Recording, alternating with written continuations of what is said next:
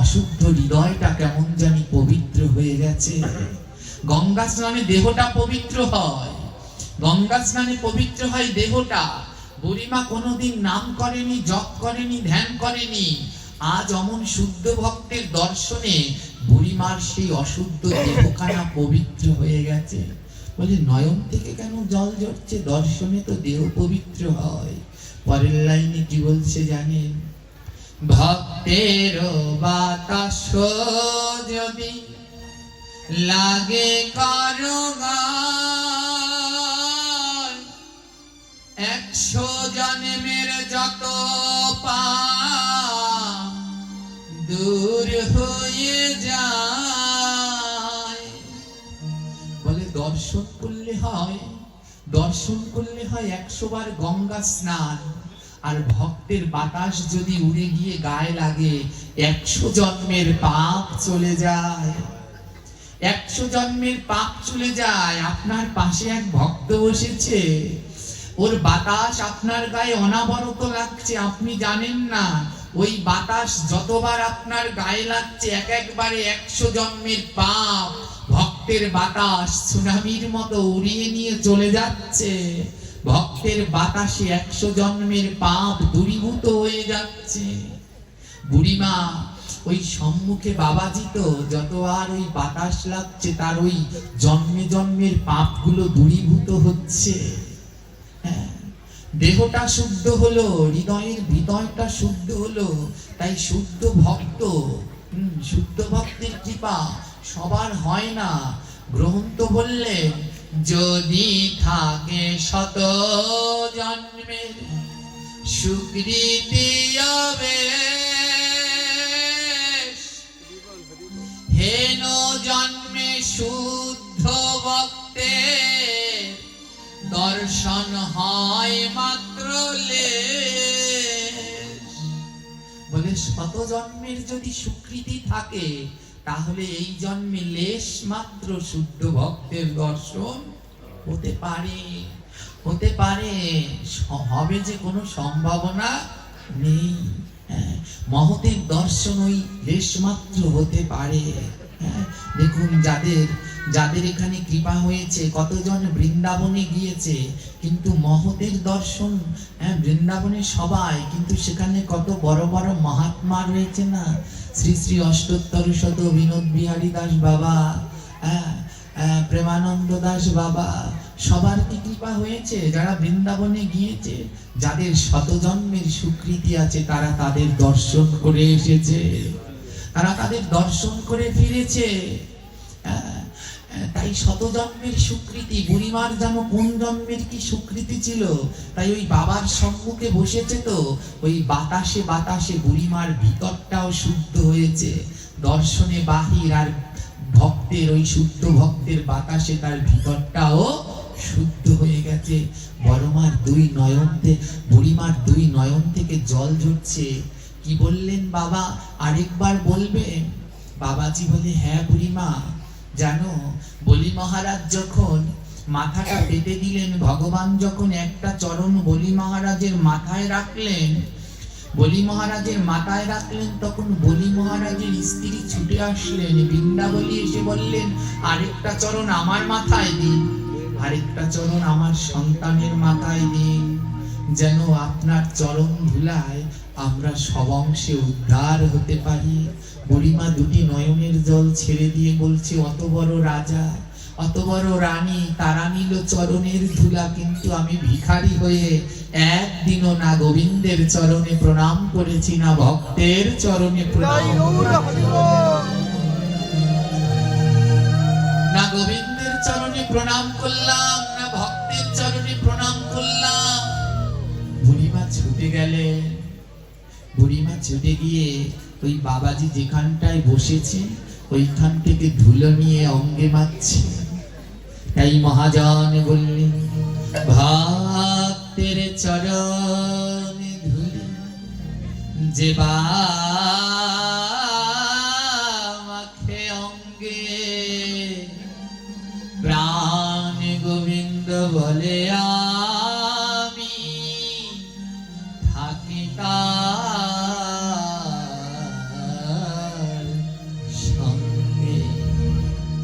বলে যে আমার ভক্তের চরণ ধুলা একবার অঙ্গে মাখে, গোবিন্দ বলছে সবাই তাকে ছেড়ে চলে গেলেও আমি কোনোদিন তাকে ছেড়ে যাব না।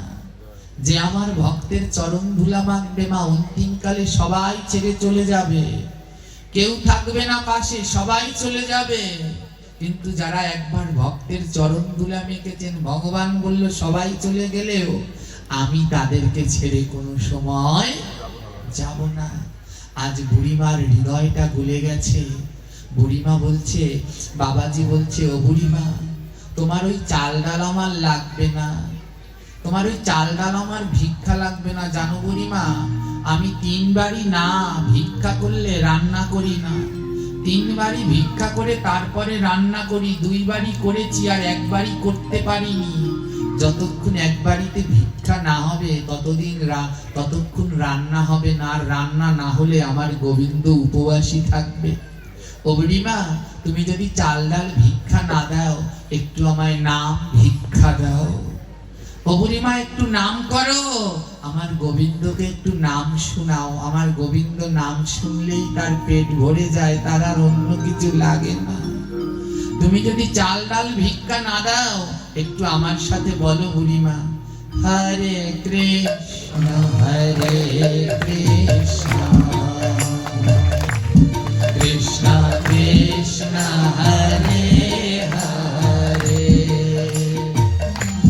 হরে রাম হরে রাম রাম রাম হরে হরে হরে কৃষ্ণ হরে বলো বলো কৃষ্ণ কৃষ্ণ হরে মদন ভরে উচ্চ স্বরে হরে রাম হরে রাম হরি বল রাম রাম হরে হরে হরে কৃষ্ণ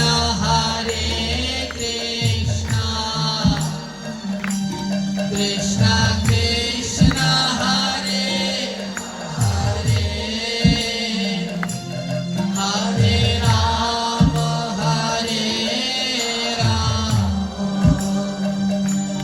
রাম রাম হরে হরে হরে কৃষ্ণ হরি বল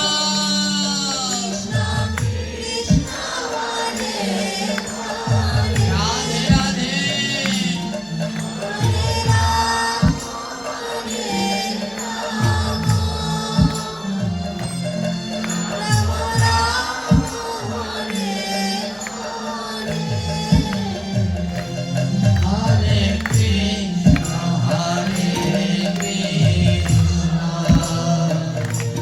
কৃষ্ণ কৃষ্ণ হরে হরে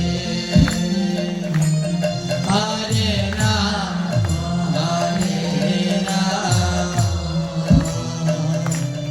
রাম রাম হরে হরে হরে কৃষ্ণ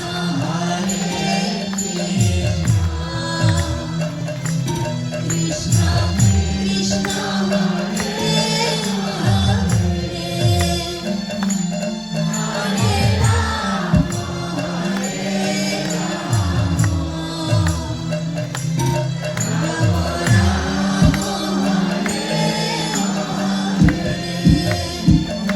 বুড়িমা নাম করছে আর ধুলোর মধ্যে গড়াগড়ি দিচ্ছে আর চিৎকার করে বলছে, আমি আগে কেন এই নাম করলাম না, আমি আগে কেন এই সাধু সঙ্গ করলাম না। বাবাজির চরণ দুটো জড়িয়ে ধরে বলছে, বাবা আপনি আগে কেন আমার কাছে আসলেন না। দেখুন, তাই আমি সবাইকে বলি, সাধু সঙ্গ করো, অনাবরত সাধু সঙ্গ। কোন সাধু? শুদ্ধ সাধুদের সঙ্গ করো, শুদ্ধ ভক্তের সঙ্গ করো, দেখবে তুমি কবে পরিবর্তন হয়ে যাবে তা তুমি নিজেও জানো না। আজ বুড়িমা পরিবর্তন হয়ে গেছে। বুড়িমা কি করেছে জানেন?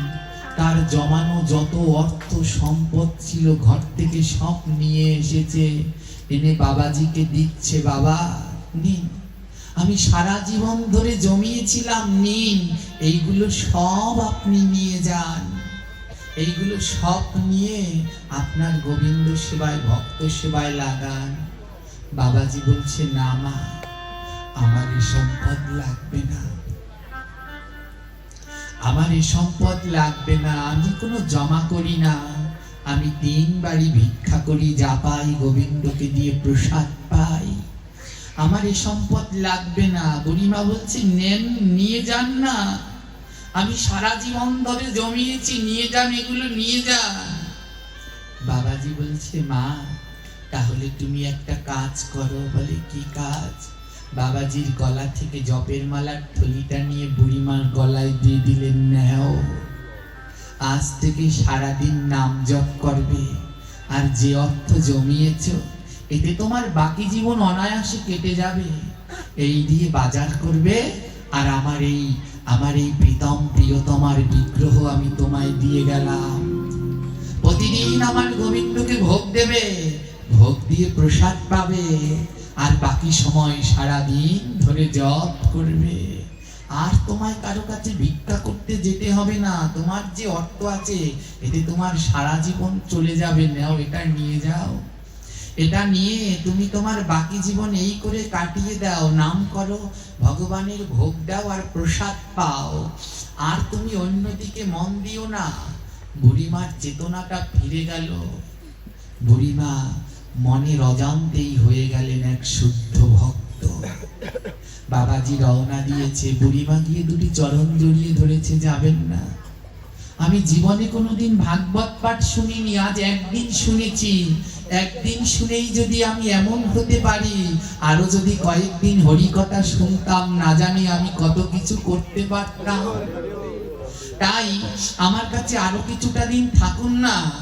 বাবাজি বলছে, দেখো, আমি তো বাবাজি এক জায়গায় থাকা আমাদের নিয়ম নেই, তুমি একটা কাজ করো বুড়িমা, আমি পাশের গ্রাম থেকে এসেছি, এই নদী, বুড়িমা থাকতো একটা নদীর পাড়ে, বলছে এই নদীর ওপারে একটা মন্দির আছে, ওই মন্দিরে প্রতিদিন ভাগবত পাঠ হয়, প্রতিদিন ভাগবত পাঠ হয়। দেখবেন এই জগতে যেই মন্দিরগুলো শুদ্ধ ভাবে চলে, শুদ্ধ পরম্পরায় নিয়ম নিষ্ঠা ভাবে চলে, ওখানে সন্ধ্যা আরতির পরে প্রতিদিন গীতা ভাগবত পাঠ হবে। জানেন তো, যেই মন্দিরগুলোর সাথে যুক্ত আছেন, যেগুলো শুদ্ধ নিয়ম নিষ্ঠা অনুসারে চলে, সেখানে সন্ধ্যা আরতির পরে প্রতিদিন আধা ঘন্টা 1 ঘন্টা হলে হরিকথা হবে।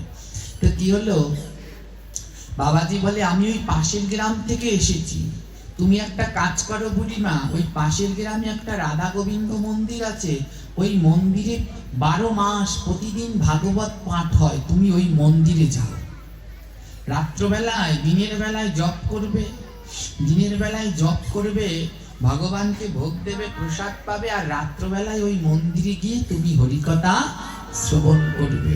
বলে, বেশ, তবে তাই হোক। তখন ছিল অগ্রহায়ণ মাস, নদীতে জল খুব কম, জল নেই বললেই চলে। বুড়িমা কি করে, প্রতিদিন ওই যা পায় ভগবানকে দিয়ে ভোগ লাগিয়ে প্রসাদ পায়, সারাটাক্ষণ জপ করে, আর বিকাল বেলায় ধীরে ধীরে হাঁটতে শুরু করে। বুড়ো তো, ধীরে ধীরে হাঁটতে হাঁটতে সন্ধ্যার সময় মন্দিরে পৌঁছে যায়, সন্ধ্যা আরতি দর্শন করে, হরিকথা শ্রবণ করে। কি আনন্দ তার, দিব্য এক আনন্দ। অগ্রহায়ণ মাস, মার্গশীর্ষ, গীতার মধ্যে বলা আছে মাসের ভিতরে শ্রেষ্ঠ হলো অগ্রহায়ণ। সারা অগ্রহায়ণ মাস ধরে হরিকথা শ্রবণ করলো। বুড়িমার কি আনন্দ লাগছে, আহা, এই হরিকথায় এত আনন্দ, এ যদি আমি আগে জানতাম কবেই এ পথে চলে আসতাম। আমার এই জগতে যারা এই ভাগবতের পাগল, হরিকথার পাগল, এরা জানে এ কথা, এর সঙ্গে কত আনন্দ। সমস্ত কাজ ছেড়ে এদের কেউ বেঁধেও রাখতে পারে না, দৌড়ে দৌড়ে চলে আসে, হরিকথায় দৌড়ে দৌড়ে চলে আসে। আদৌ আমি মুগ্ধ হয়ে যাই যখন এদের এই নিষ্ঠা, এই আদর্শ রুচি দেখে, হ্যাঁ, এই যে আমাদের এই বাবাজি, তার হাত ভেঙে গেছে, দেখো, তারপরও তার সাধু সঙ্গ হরিকথায় তার একটু মাত্র অরুচি নেই। আমাদের যদি কারো হাত ভাঙতো, তাহলে আমরা বলতাম কি লাভ আছে ভাগবত পাঠে গিয়ে, কি লাভ আছে ভক্তের চরণধুলি নিয়ে, কি লাভ আছে ভক্তকে আলিঙ্গন করে। আমরা এটা বলতাম, কি লাভ আছে হাত সাধু সঙ্গে গিয়ে হাত ভেঙে গেল, যে হাতে চরণ দুলা নেই সেই হাত ভেঙে গেল, যে হাতে জপ করি সেই হাত ভেঙে গেল। আমরা হলে এটা বলতাম।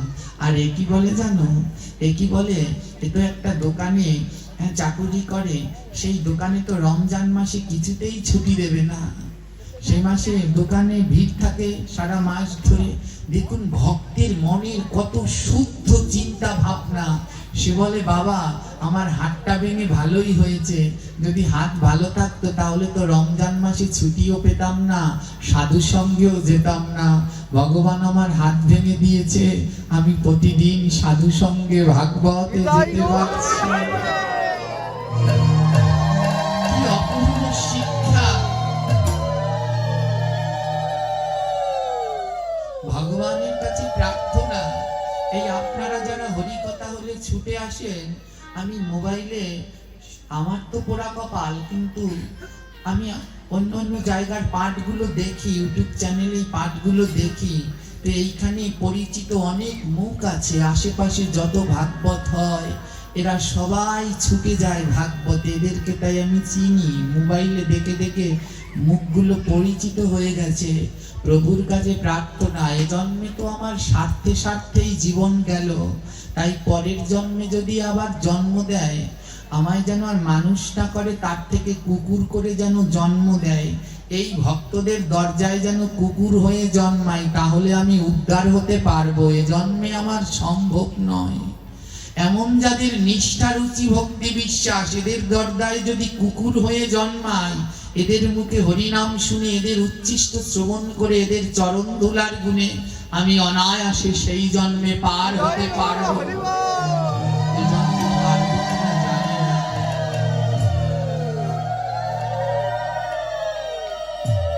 জানি, তাই যারা প্রতিনিয়ত হরিকথা শ্রবণ করে, সাধু সঙ্গে যায়, তারা জানে এর কি আনন্দ, এর কি মহিমা। আজ বুড়িমা 1 মাস ধরে হরিকথা শ্রবণ করছে, আহা কি আনন্দ। প্রতিদিন বিকেল বেলা যায়, জানেন, পরে অগ্রহায়ণের পরে কোন মাস আসে মায়েরা?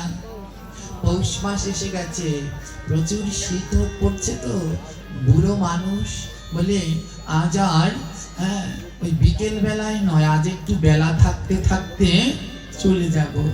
বুড়িমা দুপুর বেলায় ভোগ দিয়ে সেই বিগ্রহটা বুকের মাঝে জড়িয়ে ধরে টিপ টিপ করে হাঁটতে হাঁটতে হরিকথায় চলে যায়।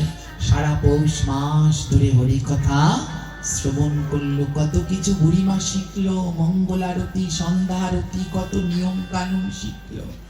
ভাগবতে গিয়ে ওইগুলো প্রতিদিন পালন করে। পৌষ মাসও কেটে গেল। পৌষ মাসের পরে কোন মাস আসে মায়েরা? মাঘ মাস, অত্যন্ত পবিত্র, নাম হলো তার মাধব। ব্রহ্ম মুহূর্তে উঠে স্নান, বৃদ্ধ বুড়িমা মাঘ মাসে ব্রহ্ম মুহূর্তে উঠে স্নান করে। ব্রহ্ম মুহূর্তে উঠে স্নান করে। ভাগবত পাঠক একদিন পাঠের মধ্যে বলছে, জানো, মাঘ মাসে মন্দির মার্জন করতে হয়, মন্দির পরিষ্কার করতে হয়।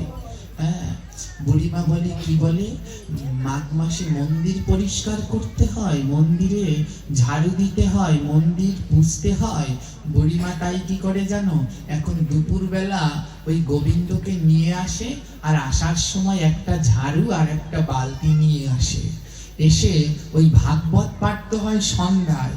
বুড়িমা এসে ঝাড়ু দিয়ে মন্দিরের আঙিনাটা ঝাড় দেয়, তারপরে ওই বালতি দিয়ে, ওই ন্যাকড়া দিয়ে সুন্দর করে মন্দিরের আঙিনাটা পরিষ্কার করে দেয়, পুছে দেয়। তো এমনি করে তার মাঘ মাসও কেটে গেল। বুড়িমা বলছে, এই সেবাটা আমি চালিয়ে যাব। আর বুড়িমার এই ভক্তি বিশ্বাস দেখে বুড়িমাকে এখন সবাই চেনে, সবাই তাকে বলে করুণাময়ী মা। সবাই তাকে এখন চেনে, পাঠকও চেনে। আর পাঠকের পরিচিত হয়ে গেছে, যিনি সারা বছর ধরে ওখানে পাঠ করে তার পরিচিত হয়ে গেছে। মাঘ মাস কেটে গেল, মাঘের পরে কোন মাস? হ্যাঁ, ফাল্গুন মাস চলে আসলো। ফাল্গুন মাসও এমনি করে হরিকথা। চৈত্র বৈশাখ, বৈশাখ মাস চলে এসেছে, ঝড়ঝড়টার দিন। দিন দিন একটু বৃষ্টি ঝড় বাড়ছে। বুড়িমার আসতে কষ্ট হচ্ছে, কিন্তু একদিনও হরিকথা বন্ধ দেয় না। বৈশাখ চলে গেল, এবার জ্যৈষ্ঠ এসে গেছে। নদীতে না জল বাড়ছে। এতদিন কিন্তু নদী হেঁটে হেঁটে আসতো, এবার জ্যৈষ্ঠ মাসে নদীতে জল বেড়ে গেছে। বুড়িমা কি করে, ওই একটা জামা কাপড় ব্যাগের ভিতরে করে সাঁতরে সাঁতরে আসে। নদীতে কোনো খেয়া নৌকা কিছু নেই, সাঁতরে সাঁতরে আসে। এসে ওপারে এসে আবার ওই ভিজা জামা কাপড়টা রেখে শুকনোটা পরে তারপরে হরিকথা শুনতে যায়। দেখতে দেখতে নদীতে এত জোয়ার, বৃদ্ধ বুড়িমা আর কিছুতেই নদী পার হতে পারছে না। আজ জ্যৈষ্ঠ মাসের মাঝামাঝি সময় এসে গেছে। আজ ভাগবত পাঠ শেষ হয়ে গেছে। বুড়িমা একটা পাশে বসে বসে কাঁদছে। ভাগবত পাঠক গিয়ে জিজ্ঞেস করছে, ও বুড়িমা তুমি কাঁদছো কেন? বুড়িমা বলছে, জানো বাবা, কাল থেকে আর পাঠে আসতে পারবো না। পাঠক বলছে, কেন আসতে পারবে না? বলছে, নদীতে না জল বেড়ে গেছে, এতটা জল আমি আর সাঁতরে আসতে পারবো না। আমার গায়ে অত শক্তি নেই যে অতখানি জল সাঁতরে আমি আসবো। কাল থেকে বোধহয় আর আমার ভাগবতে আসা হবে না। ভাগবত পাঠক বলছে, ও বুড়িমা তুমি তো জানো না, ওই খেয়াঘাটের নৌকায় বসে, ওই পারঘাটায় বসে যদি ডাকার মতো করে তুমি ভগবানকে ডাকতে পারো, তাহলে না সাক্ষাৎ ভগবান নৌকা নিয়ে তোমায় পার করে দেবে। ও বুড়িমা, তোমার মনে যদি ভক্তি বিশ্বাস থাকে আর তুমি ওই খেয়াঘাটে বসে যদি ভগবানকে ডাকার মতো ডাকতে পারো, এই ভাগবতে লেখা আছে সাক্ষাৎ নিতাই গৌর এসে তোমায় পার করবে, যদি তুমি ডাকার মতো করে ডাকতে পারো। বুড়িমা বললি, কি বললে? ডাকার মতো ডাকতে পারলে নিতাই গৌর দুই ভাই আসবে? পাঠক বলে, হ্যাঁ বুড়িমা, যদি ডাকার মতো ডাকতে পারো তোমায় ভগবান পার করবে, তোমার পারের কথা চিন্তা করতে হবে না। বুড়িমার মুখে এক পলক হাসি। কি, তাহলে আমি এখনই যাই, গিয়ে খেয়াঘাটে, মনে মনে বলছে এখনই যাই, গিয়ে খেয়াঘাটে নিতাই গৌরকে ডাকি। তাদের তো করুণার অন্ত নাই, ডাকলে পরে ঠিক আমায় নিশ্চয়ই পাঠ করে নেবে। বুড়িমা না ভাগবতের কথা বিশ্বাস করে নিলেন। আমরা অনেকেই ভাগবত শুনতে আসি, কিন্তু বিশ্বাস করতে পারি না, বিশ্বাস করতে পারি না। হ্যাঁ, এই ভাগবত শুনি, কিন্তু এগুলো বিশ্বাস হয় না, গল্পের মতো। এগুলো গল্প নয়, এগুলো সত্য। এর জন্য গুরু বন্দনার ভিতরে বলছে, সত্য জ্ঞানে গুরু বাক্য যাহার বিশ্বাস, অবশ্য তাহার হয় ব্রজভূমে বাস। যে সত্য জ্ঞানে এই ভাগবত গুরু বাক্য বিশ্বাস করতে পারবে, তার বৃন্দাবনে বাস হবেই হবে। যেই পাঠক বলেছে, বুড়িমা ডাকার মতো করে যদি ডাকতে পারো ভগবান তোমায় পার করবে, বুড়িমা এটা বিশ্বাস করে নিলেন। বুড়িমা ওই খেয়াঘাটের কাছে গিয়ে নিতাই গৌরকে ডাকছে, অনিতাই, ওগো আসো না, তোমরা নাকি ভক্তদের পার করে দাও, আমি তো তোমাদেরকে চিনি না, দেখো নদীতে কি জোয়ার, আমাকে একটু পার করে দাও না। আমি তো প্রতিদিন ভাগবত শুনতে যাই, পাঠক বলেছে ডাকার মতো ডাকলে নাকি তোমরা আসো, আসো না একবার, আমাকে একটু পার করে দাও না। আমার গায়ে না শক্তি নাই, পার হওয়ার মতো শক্তি নাই। নিতাই গৌর, তোমরা যদি পার না করে দাও, আমি তো পার হতে পারবো না। মহাজন বললেন, এই কথা শুধু ওই বুড়িমার নয়, এই কথা আপনার আমার সবার। আমাদের পার হওয়ার মতো শক্তি নাই। যদি সাক্ষাৎ নিতাই গৌর কৃপা করে আসেন, যদি তাদের চরণের গুণে আমরা পার হতে পারি,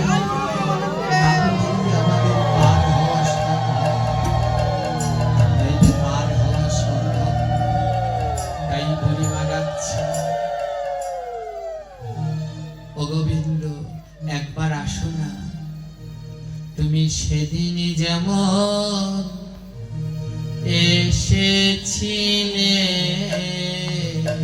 সেদিন যেমন এসেছিলে ওই ভক্ত প্রহ্লাদ ডেকেছিল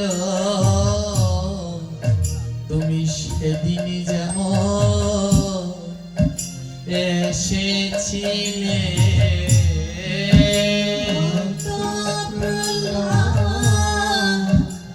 ডেকেছিল সেদিন যেমন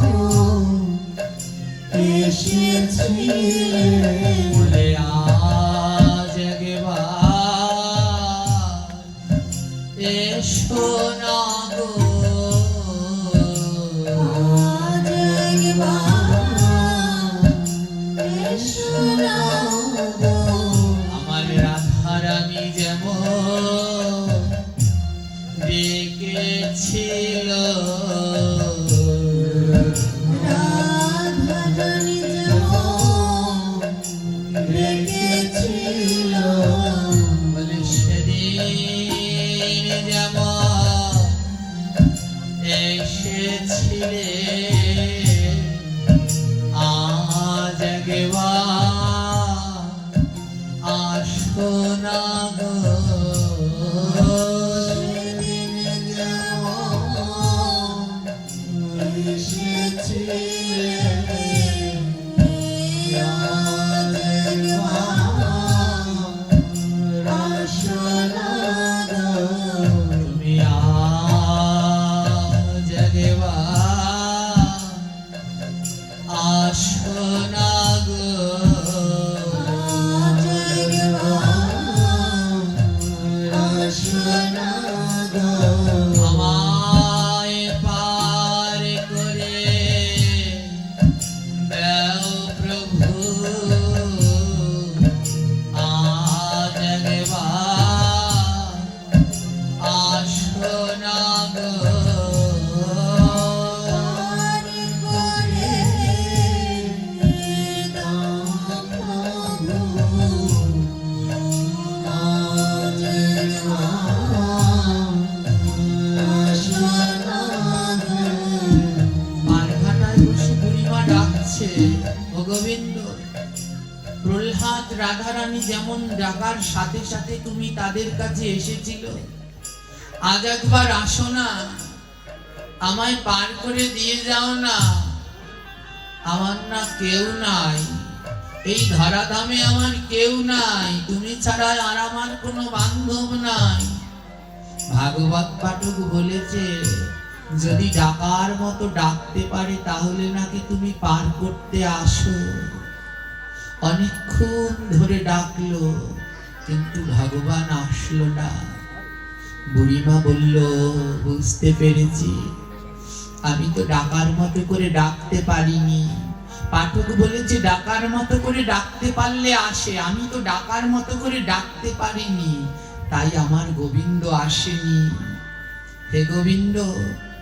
আজ যদি আমি বেঁচে থাকি তাহলে ওই ভাগবতের অবমাননা হবে কারণ ভাগবতে বলা আছে ভক্ত ডাকলে ভগবান আসে আমি ডাকলাম কিন্তু ভগবান আসেনি এই কথা যদি জগতের মানুষ জানতে পারে তাহলে আমার ভাগবতের বড় অবমাননা হবে তাই আজ আমি এখানে প্রাণ ত্যাগ করব কেউ যেন আমার ভাগবতের নিন্দা করতে না পারে আমার ভাগবতের কথা সত্য আজ আমার জন্য যদি ভাগবতের কথা মিথ্যে হয় তাহলে আমি যে বড় অপরাধী হয়ে যাব তাই বুড়িমা কেঁদে কেঁদে ভগবানের কাছে বলছে ও প্রভু আমি বুঝতে পেরেছি তুমি কেন আসনি কারণ কি জানো আমি বহু জন্মে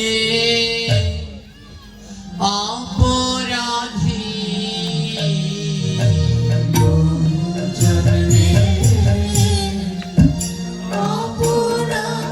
বলে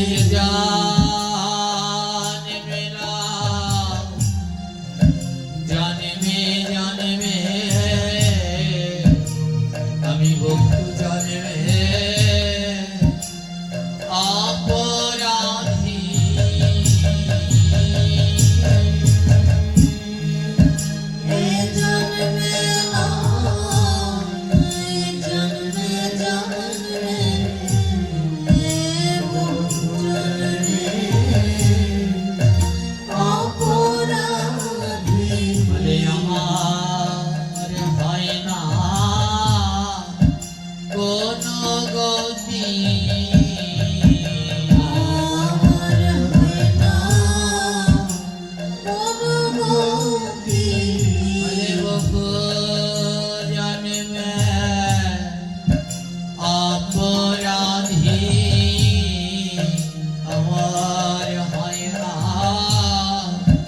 কোন গতি বহু জন্মে অপরাধী আর হয় না কোনো গতি। আমি ভক্তের চরণে অপরাধী, ভক্তের চরণে অপরাধী। আমি বৈষ্ণব চরণে অপরাধী। বৈষ্ণব চরণে অপরাধী। বলে আমার হয় না কোনো গতি, আমি বৈষ্ণব চরণে অপরাধী। আমার হয় না হরি বল হরি বল। বৈষ্ণব চরণে অপরাধী। আমি গুরু চরণে অপরাধী। চরণে অপরাধী। বলে আমার হয় না কোনো গতি, আমি গুরুর চরণে অপরাধী। আমার হয় না কোনো গতি, গুরুর চরণে অপরাধী। হে ভক্তগণ, আমি বৈষ্ণব ভক্ত গুরু চরণে বড় অপরাধী। তাই তো আমায় পার করার জন্য কেউ আসে না, আমার কোনো সম্বল নাই। এবার যদি কোনো কৃপায় আমি উদ্ধার হতে পারি, তাহলে এই ভক্ত আর বৈষ্ণবের কৃপা। এই ভক্ত বৈষ্ণবের কৃপা ছাড়া আমার আর উদ্ধার হওয়া সম্ভব নয়। তাই বলছি এইবার আমার কৃপা করো।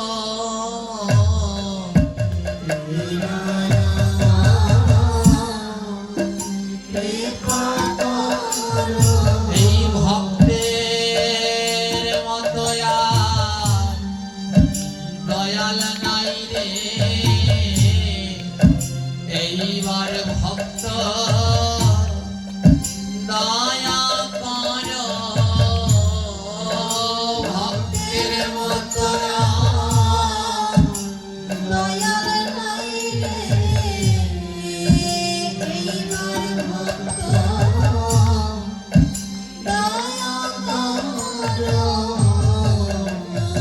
আজ বুড়িমা অনেকক্ষণ ধরে নিতাই গৌরকে ডাকলেন। ডাকতে ডাকতে প্রায় সকাল, সূর্যের আলো উঠে আসবে। বলে আজ যদি নিতাই গৌর আমায় পার করতে না আসে, আমার ভাগবতের অবমাননা হয়ে যাবে, ভাগবতের কথা মিথ্যে হয়ে যাবে।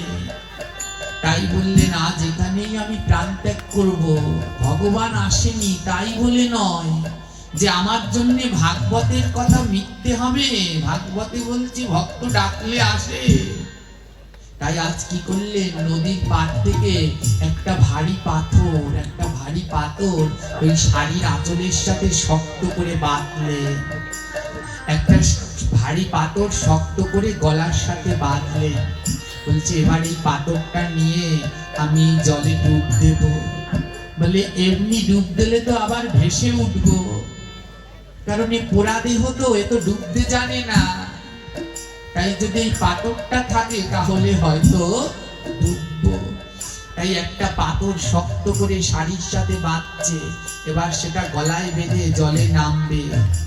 আর এই লীলা দর্শন করে ওমা ওই যে নিতাই আর গৌর, নিতাইয়ের মতো দয়া জগতে আর কেউ নাই, নিতাইয়ের মতো দয়াল এভাবে আর কেউ নাই। নিতাই গৌরকে ডেকে বলছে, ও গৌর দেখ তাকিয়ে দেখ, তোর নামের অবমাননা হবে, তাই ভক্ত গলায় পাথর বেঁধে মরতে যাচ্ছে। আজ যদি ওই ভক্ত গলায় পাথর বেঁধে মরে, ওর জন্য তোর নামের অবমাননা হবে রে। তুই কি এখনো এখানে বসে থাকবি, যাবি না? দেখ ওই বুড়িমা কত সরল, এক মনে বিশ্বাস করে নিয়েছে যদি পার ঘাটায় গিয়ে ডাকে তাহলে নাকি নিতাই গৌর আসে। যাবি না গৌর, যাবি না? নিতাই বলছে দাদা, এ জগতে ভক্ত যদি ডাকার মতো করে আমায় ডাকতে পারে, আমি কি আর থাকতে পারি? নিতাই বলে তাহলে তাড়া করে চল, দেরি হয়ে যাবে তো, বুড়িমা তো পাথর বেঁধেছে। গৌর নিতাই আমার সোনার নৌকা, একটা সোনার নৌকা, এক প্রান্তে গৌর আরেক প্রান্তে নিতাই। গৌর নিতাই সোনার নৌকায় করে ভাসতে ভাসতে আসছে। সবেমাত্র সূর্যের আলোটা উঠেছে, আর আলোটা যখন ওই সোনার নৌকার উপরে পড়েছে আর চিকচিক চিকচিক করছে আলোর ঝলকানিতে, আমার গৌর সুন্দর ডাকছে, ও বুড়িমা দাঁড়াও দাঁড়াও, ডুব দিও না। গলায় পাথর বেঁধে জলের মধ্যে নেমেছে। গৌর সুন্দর বলছে ডুব দিও না, দাঁড়াও। বুড়িমা অপলক দৃষ্টিতে তাকিয়ে দেখে একখানা সোনার নৌকায় দুইজন ভেসে ভেসে আসছে। একজন কি সুন্দর ধবল পাটের ধুতি, আরেকজন কি সুন্দর নীল রঙের ধুতি পরা। দুইজন ওই নৌকায় করে আসছে। বুড়িমা অপলক দৃষ্টিতে তাকিয়ে তাকিয়ে দেখছে, সোনার নৌকায় নিতাই গৌর দুই ভাই ওই আসিল।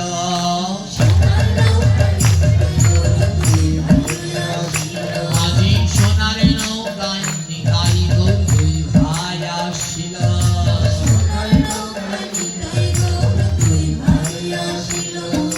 গৌরের পরনে ধবল পাটের শাড়ি রইল।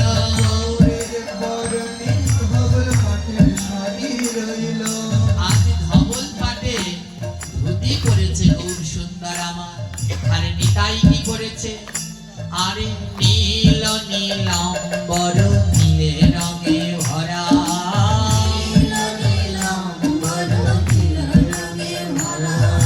নিতাই বলে গৌর চল করি তারা।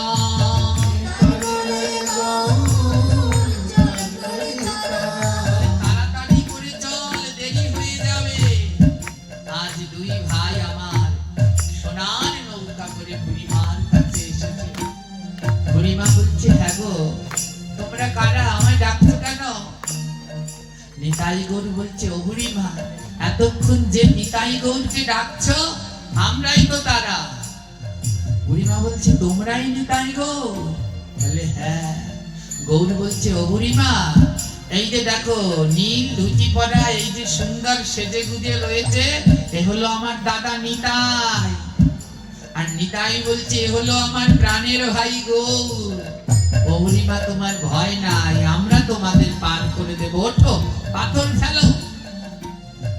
পাথর ফেলে বুড়িমা নৌকার উপরে উঠল। পাথর ফেলে বুড়িমা নৌকাতে উঠিল।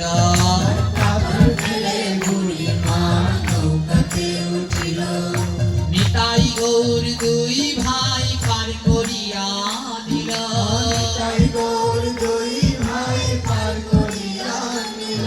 আজ পার করিয়া দিল গো, আজ পার করিয়া দিল। নিতাই গৌর দুই ভাই পার করিয়া দিল।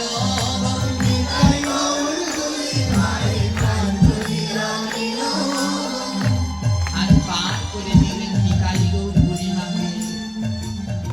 বুড়িমা যখন ওপারে গিয়েছে আবার কাঁদছে।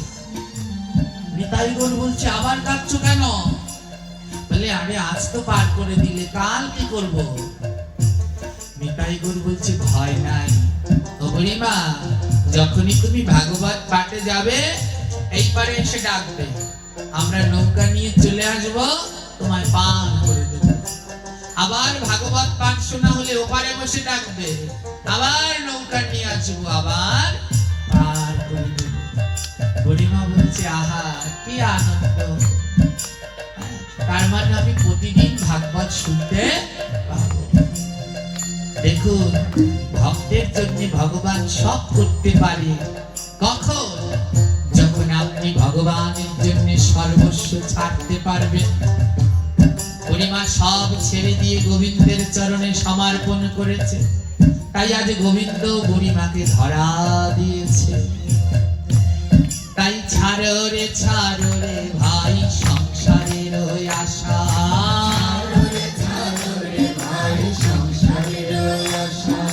সংসার এক মিথ্যা মায়ার বাসা,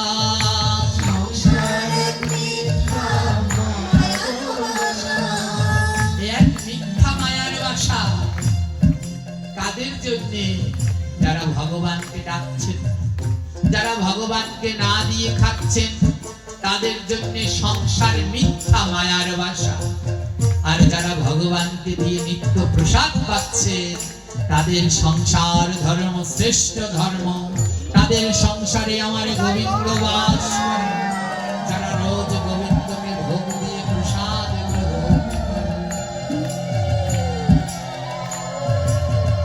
আজ এমনি করতে করতে না জ্যৈষ্ঠ মাসটা কেটে গেল, প্রতিদিন নিতাই গৌর দিয়ে আসে আর নিতাই গৌর দিয়ে নিয়ে আসে।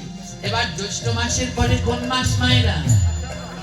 আষাঢ় মাসে কি নদীতে জল আরো বাড়ে না কমে? আরো বেড়ে যায়। আজ কি হলো জানেন? বুড়িমা ভাগবত পাঠ শুনছে, এতদিন আর ওই পাঠকের মনে পড়েনি। আজ পাঠক দেখে, প্রতিদিনই কিন্তু আসে। আজ পাঠক দেখে বুড়িমা সামনের সারিতে কি আনন্দে পাঠ শুনছে। পাঠক মনে মনে বলছে কি আশ্চর্য, আষাঢ় মাসে তো নদীতে আরো জল বেশি, তাই বুড়ি আসলো কি করে? পাঠ শেষে ভাগবত পাঠক গিয়ে জিজ্ঞেস করছে, ও বুড়িমা, হ্যাঁ তুমি তো দেখছি রোজই ভাগবত পাঠে আসো, জ্যৈষ্ঠ মাসে তো একটু কম, আষাঢ় মাসে তো জল আরো বেশি, তুমি আসলে কি করে? এত জল সাঁতরে আসলে কি করে? বুড়িমা বলছে, আরে বাবা, জল সাঁতরে আসবো কেন? বলে তাহলে আসলে কি করে? বলে কেন? তুমিই তো বলে দিয়েছো নিতাই গৌর পার করে দেয় আবার নিয়ে যায়। পাঠক বলছে, আমার সাথে ঠাট্টা করছো? আমার সাথে ঠাট্টা করছো? বুড়িমা বলে, আরে না, তোমার সাথে ঠাট্টা করবো কেন? তুমি বলেছো না নিতাই গৌর ডাকলে আসবে, তাই আমার জন্য আসে। দুই ভাই নৌকা নিয়ে আমায় দিয়ে যায়, আবার পাঠ শেষে নিয়ে যায়। পাঠক বলছে, এ কি বলছো? এ কি কখনো সম্ভব নাকি? হ্যাঁ, ও তো আমি কথার কথা বলছি। ভাগবত পাঠক বলছে, ও তো আমি কথার কথা বলছি, এ কি সত্যি হয়? কোনোদিন কি নিতাই গৌর আসে? বুড়িমা বলছে, আবার কেমন কথা? ভাগবতের কথা কোনোদিন মিথ্যে হয়? হ্যাঁ। পাঠক বলছে, ও বুড়িমা, ও তো অনেক আগের ঘটনা, ও এখন আর কিছু হয় না। ও কি এখন নিতাই গৌর আসে নাকি? ও তো সব লেখা আছে, ও কি এখন আর সত্যি হয়? বুড়িমা বলছে, জানো না পাঠক বাবা, সত্যি নিতাই গৌর প্রতিদিন আমায় নিতে আসে, আবার প্রতিদিন আমায় নিয়ে যায়। দেখুন, ভাগবত পাঠক তিনি পাঠ করেন, কিন্তু নিজেই বিশ্বাস করতে পারেন না। সবাই বলে ভগবানকে পেতে হলে ভক্তি লাগে, আর আমি সবাইকে বলি ভগবানকে পেতে সবার আগে বিশ্বাস লাগে। বিশ্বাস করতে হবে। এটা শুধু পিতলের একটা ঠাকুর নয়, একটা মাটির ওই মৃন্ময়ী বিগ্রহ নয়, ওর ভিতরে ভগবান আছেন। এই বিশ্বাসটা আগে থাকতে হবে। যদি বিশ্বাস থাকে তারপরে তোমার ভক্তি হবে, আর ভক্তির পরে তোমার ধৈর্য লাগবে। ধৈর্য ধরতে হবে। যখন ধৈর্যে পরিপূর্ণ হবে, সেই দিন তুমি অবশ্যই গোবিন্দের কৃপা পাবে। বুড়িমা বলছে, বিশ্বাস করো পাঠক বাবা, আমায় নিতাই গৌর পার করে দেয়, আবার নিয়ে যায়। পাঠক বলছে, বলো তো তোমার নিতাই গৌর দেখতে কেমন? বুড়িমা রূপের বর্ণনা দিচ্ছে, জানো যার নাম নিতাই, সে যে দেখতে কি সুন্দর, নীল রঙের ধুতি পরে, পায়ে নূপুর, হাতে সোনার বালা, গলায় তার তুলসীর মালা, কি অপূর্ব দেখতে। আর যে গৌর, ও বাবা, তার কি কথা কি বলবো, তাকে তো দেখলে অজ্ঞান হয়ে যেতে হয়। সে যেন ভুবন মোহন সুন্দর, সুন্দরের সুন্দর, তাই তো তার নাম গৌর সুন্দর। আহা, কি সুন্দর যেন দুই ভাই যখন আসে, ওই নৌকার মধ্যে দুই ভাই নৃত্য করতে করতে আসে, কি অপূর্ব লাগে দুই ভাইকে। যেমন করে বর্ণনা দিচ্ছে সব মিলে যাচ্ছে, নিতাই গৌরের রূপের সাথে সব মিলে যাচ্ছে। পাঠক বলছে এই বুড়িমা তো মিথ্যে বলার লোক নয়, এই বুড়িমার যা ভক্তি এ তো মিথ্যে বলার লোক নয়। পাঠক বলছে, ও বুড়িমা, তুমি কি তোমার ওই নিতাই গৌরকে আমায় দেখাতে পারবে? বুড়িমা বলছে, এই আবার অসম্ভব, চলো আমার সাথে এখন চলো, এই তো এখনই আসবে, এতক্ষণে এসে গেছে। বুড়িমা বলছে পাঠককে, পাঠক বাবা, তোমার সাথে কথা বলতে আমার দেরি হয়ে গেল, এতক্ষণে আমার নিতাই গৌর ঘাটে এসে বসে আছে, চলো তুমি দেখবে তো নিতাই গৌর, চলো আমার সাথে চলো। পাঠক গেলেন, বুড়িমার সাথে কেয়া ঘাটে গেলেন। ঘোর অন্ধকার, ঘোর অন্ধকার, ঘোর অন্ধকার। আর নদীর ভিতরে দেখবেন কি, যখন জল বেশি থাকে ধুয়োর মতো কুয়াশা কুয়াশা দেখা যায়, বড় বড় নদীতে কেমন সাদা, সব সাদা লাগে। বুড়িমা আর পাঠক গিয়ে দাঁড়িয়েছেন নদীর ঘাটে। বুড়িমা দেখতে পাচ্ছে সোনার নৌকাটা মধ্যখানে আসছে, সোনার নৌকাটা মধ্যখানে, নদীর মধ্যখানে আসছে। সোনার নৌকার ভিতরে নিতাই গৌর দুই ভাই বসা। বুড়িমা বলছে, পাঠক বাবা, ওই দেখো, ওই যে নৌকা দেখতে পাচ্ছ, সোনার নৌকা কেমন চিকচিক করছে, আর ওই যে সামনে বসা নৌকা যে বাইছে ও নিতাই, আর ওই যে পিছনের দিকটায় ও হচ্ছে গৌর, ওই যে দুই ভাই আসছে, দেখতে পাচ্ছ? বৃদ্ধ ৮০-৯০ বছরের বুড়িমা দেখতে পাচ্ছে, আর তরুণ ৩০-৪০ বছর বয়স্ক পাঠক দেখতে পাচ্ছে না। পাঠক দেখতে পাচ্ছে না। পাঠক বলছে, ও বুড়িমা, কই আমি তো কিচ্ছু দেখতে পাচ্ছি না। বুড়িমা বলছে, দেখতে পাচ্ছ না? আরে আমি তো দেখতে পাচ্ছি স্পষ্ট, ওই যে নিতাই গৌর নৌকা নিয়ে আসছে। পাঠক বলছে, বুড়িমা, আমি তো কুয়াশা দেখতে পাচ্ছি, কুয়াশার জ্বালায় কোনো নিতাই গৌরকে দেখতে পাচ্ছি না, শুধু নদীর ভিতরে কেমন কুয়াশায় ভরা, ওর ভিতরে নিতাই গৌর দেখা যায় না। মহাজন এক পাশে দাঁড়িয়ে বলছে, পাঠক তুমি ঠিকই বলেছ, যার মনের ভিতরে কুয়াশা থাকে সে কি কোনোদিন নিতাই গৌর দেখতে পায়? মনের কুয়াশা না ত্যাগ করলে গোবিন্দ পাওয়া যায় না রে। এক কুয়াশা পরে নদীর ভিতরে, মাঠে ঘাটে প্রান্তরে, ওটাও কুয়াশা।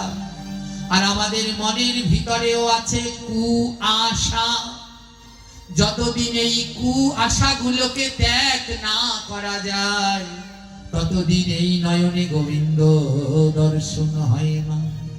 ভাগবত পাঠক পাঠ করে বটে, কিন্তু মনের কুয়াশা এখনো ত্যাগ করতে পারেনি।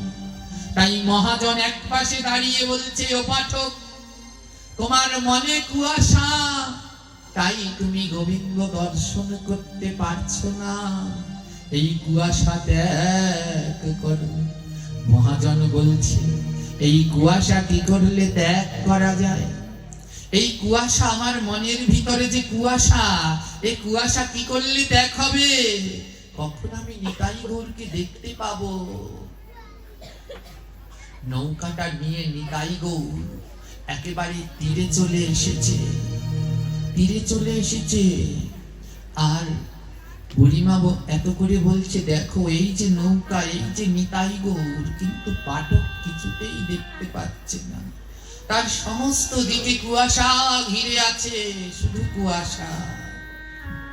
আমাদের মতো মা যারা মহাজন, যারা শুদ্ধ ভক্ত, তারা যদি এখানে আসতো ভগবানকে প্রতি পদে পদে দেখতে পেত। আর আমাদের চারিদিকে কুয়াশা ঘিরে রয়েছে, তাই আমাদের আর দর্শন হচ্ছে না।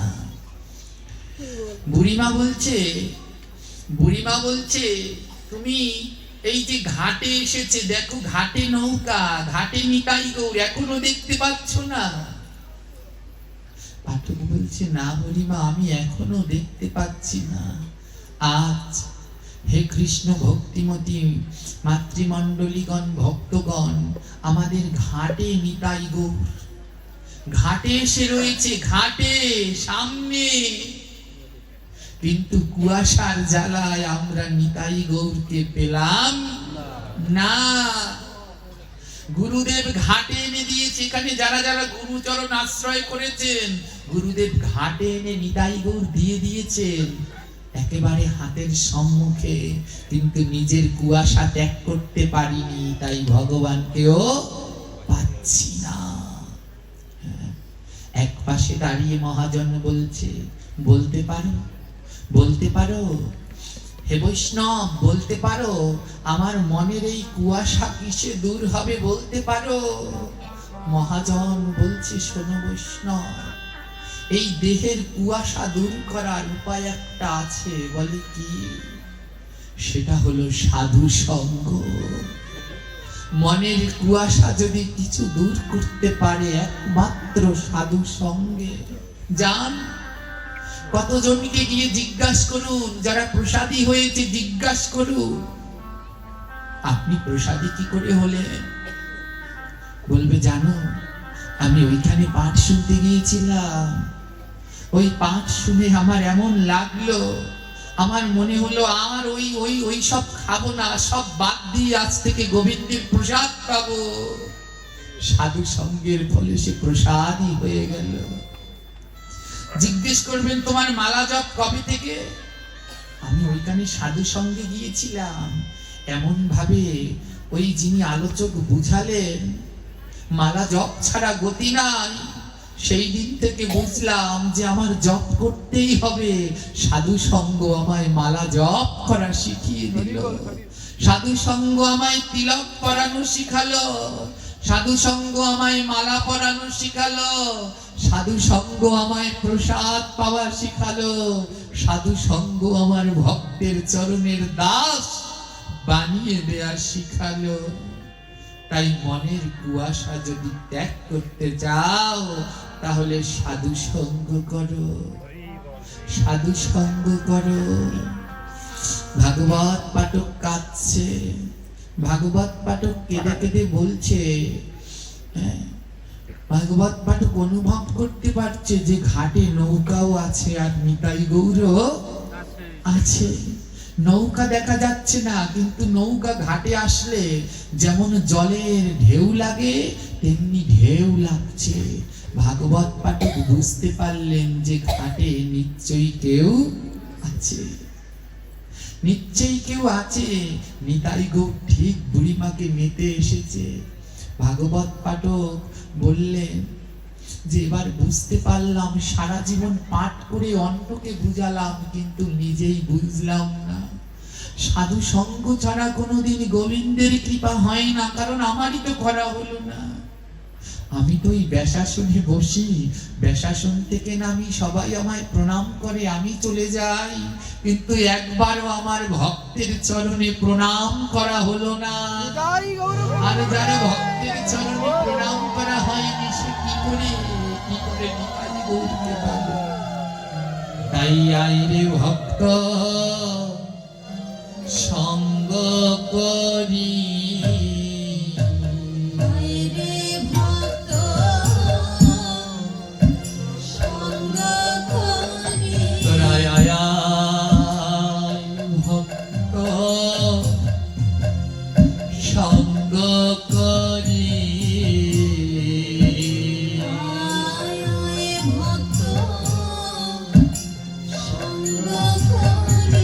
এই ভক্তের অঙ্গে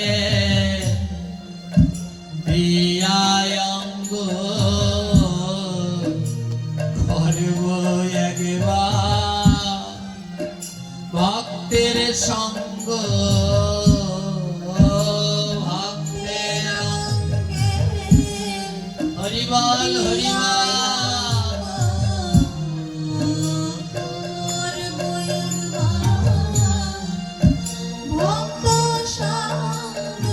এই ভক্তের অঙ্গে দিয়ায় অঙ্গ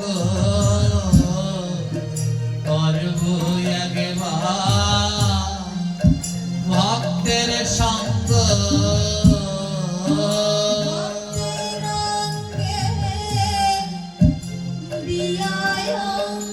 রাধে রাধে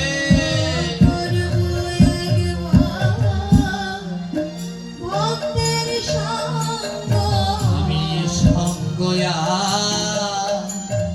কোথায় পাবো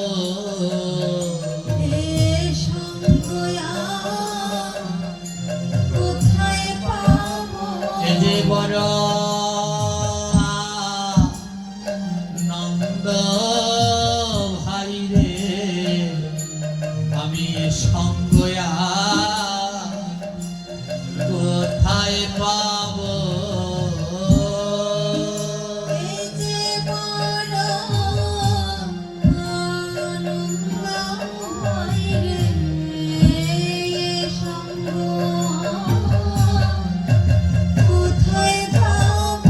আমি সাধু সঙ্গে উদ্ধার হব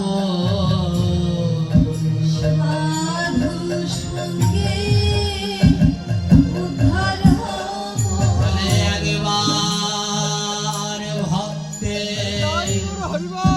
পরশ করব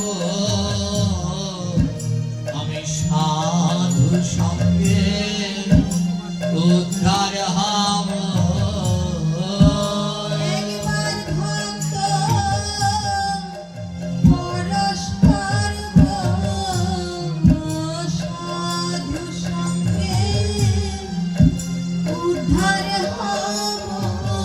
জানি পাড়ঘাটায় বসে আজ পাঠক কাঁদছে হায় রে সারাটা জীবন ধরে আমি ভাগবত পাঠ করলাম আর আমি পেলাম না নিতাই গৌরের দর্শন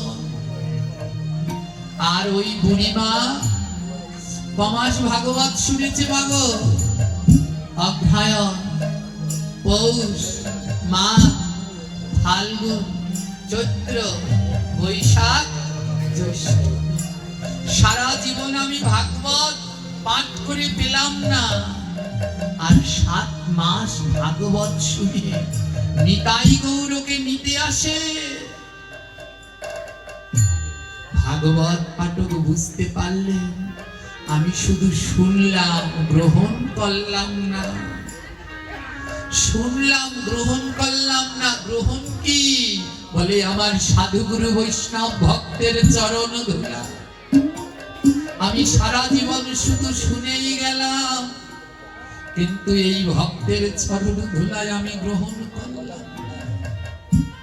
ভাগবত পাঠক বলছে যদি নিতাই গৌরের দর্শন পেতে হয় তাহলে এই বুড়িমা ছাড়া আর আমার কোনো উপায় নাই কারণ এই জগতে ভগবানকে পেতে হলে ভক্তের কৃপা দরকার এই বুড়িমার কৃপা হয়েছে কেন সারা মাঘ মাস মন্দির মার্জন করেছে মন্দিরের আঙিনা ঝাড় দিয়েছে মন্দির পরিষ্কার করে দিয়েছে আমরা দিয়েছি মন্দিরে পায়জমি দিয়েছি মন্দির মার্জন করতে ভক্তের কৃপা হয়েছে বলে বুড়িমা আজ গোবিন্দকে পেয়েছে ভাগবত পাঠক বলছে আমারও যদি নিতাই গৌরকে পেতে হয় তাহলে এই বুড়িমাকে শক্ত করে ধরতে হবে কারণ এই বুড়িমাকে ছাড়া নিতাই গৌরের দর্শন আমার সম্ভব বুড়িমা বলছে পাঠক তোমায় কতক্ষণ এখানে দেরি করবে আমার যে বেলা যায় আমি যাই নৌকায় করে আমি যাই আবার কাল দেখা হবে বুড়িমা নৌকার উপরে উঠলেন পাঠক দেখতে পেলেন না, পাঠক দেখছে জলের উপরে দাঁড়িয়ে আছে আর বুড়িমা সোনার নৌকায় উঠেছেন। পাঠক দেখছে জলের উপরে দাঁড়ানো। পাঠক বুঝতে পারলেন এখানে নৌকাও আছে, নিতাই গৌর। পাঠক পরাশরে বলছে, বুড়িমা নৌকা থেকে নামো, নেমে আসো। বুড়িমা ভয়ে তরতর করে কাঁপছে, নৌকা থেকে নেমে আসলেন।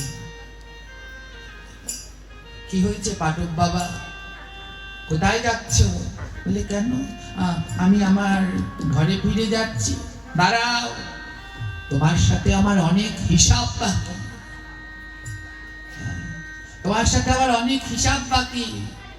বুড়িমা বলছে, কি হিসাব? বলে, তুমি ভাগবত পাঠ কবে থেকে শুনছ?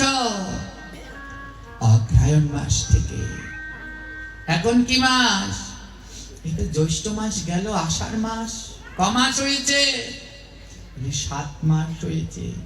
ভাগবত পাঠক বলছে, 7 মাস ধরে ভাগবত শুনছ?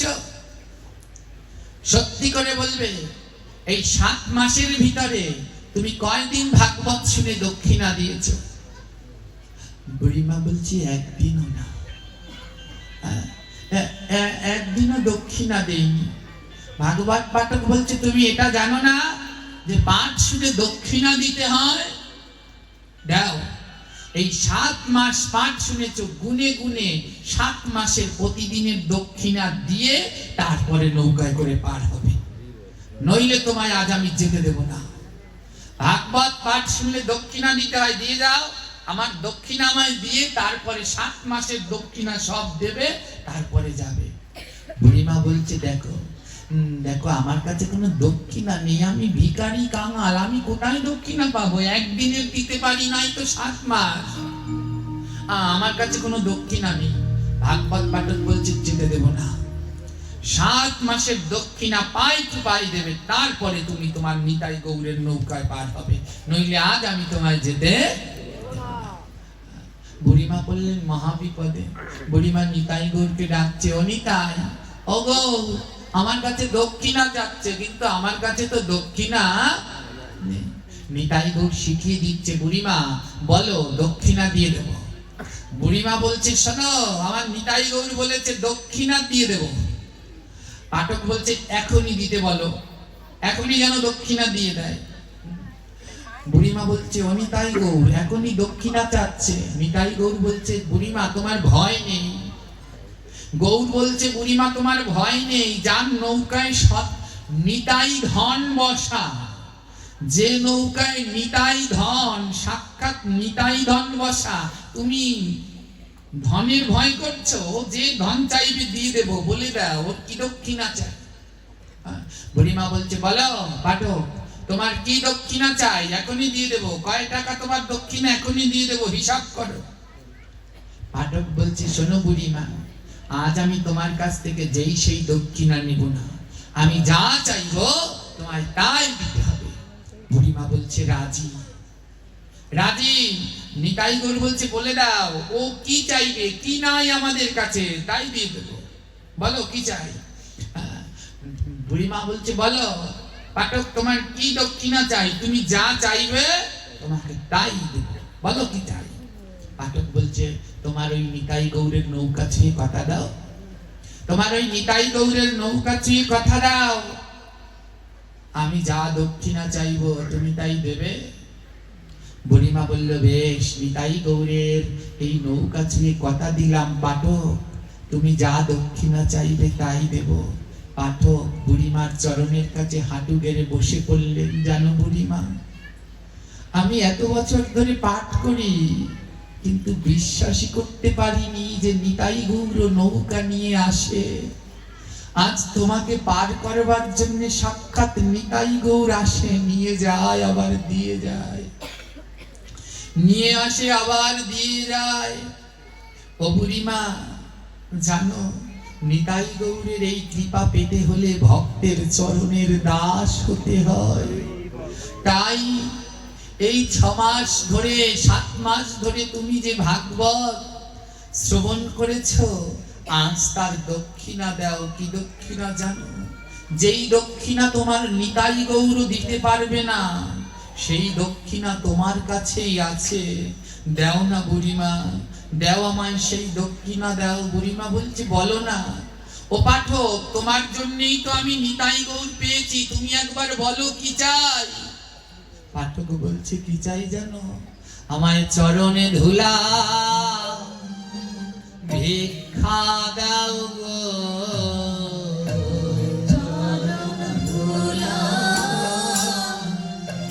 ভিক্ষা দাও গো। আমার চরণ ধুলা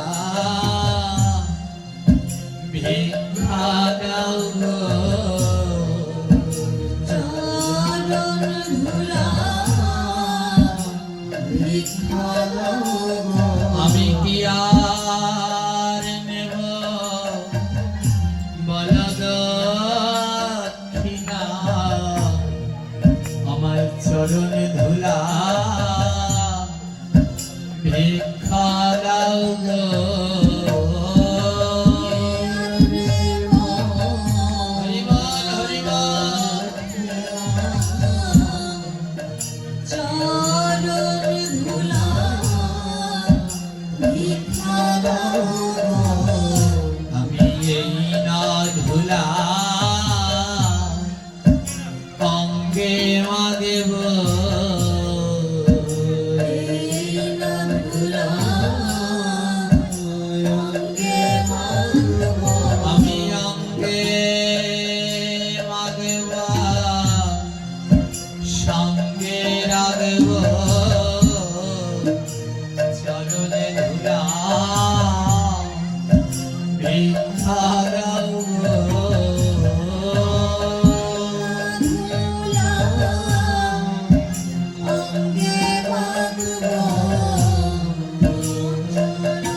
ধুলা ভিক্ষা দাও গো। আমি অঙ্গে মাগেব, সঙ্গে রাগব, আমায় চরণে ধুলা ভিক্ষা দাও গো।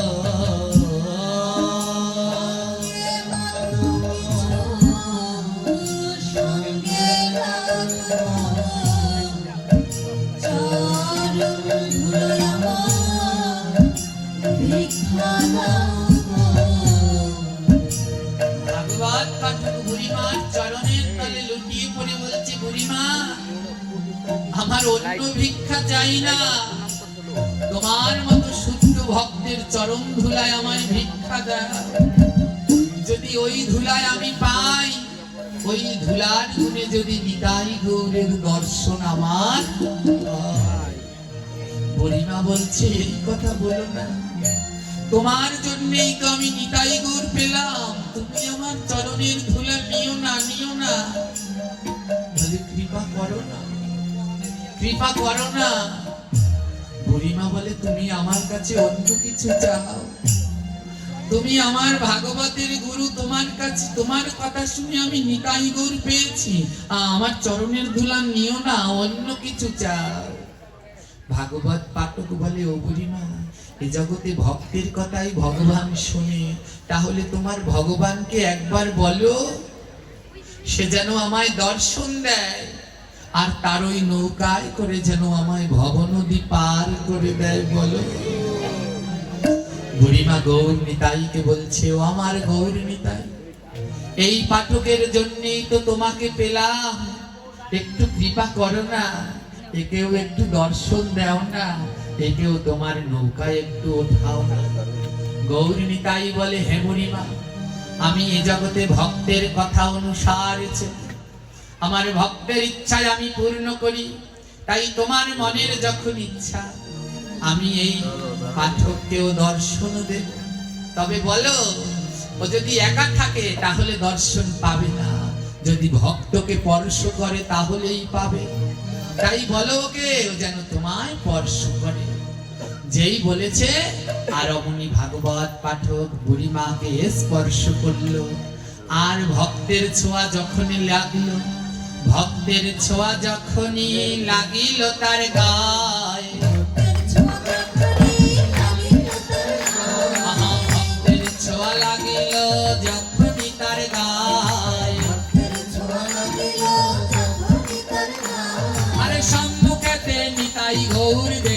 সে পায়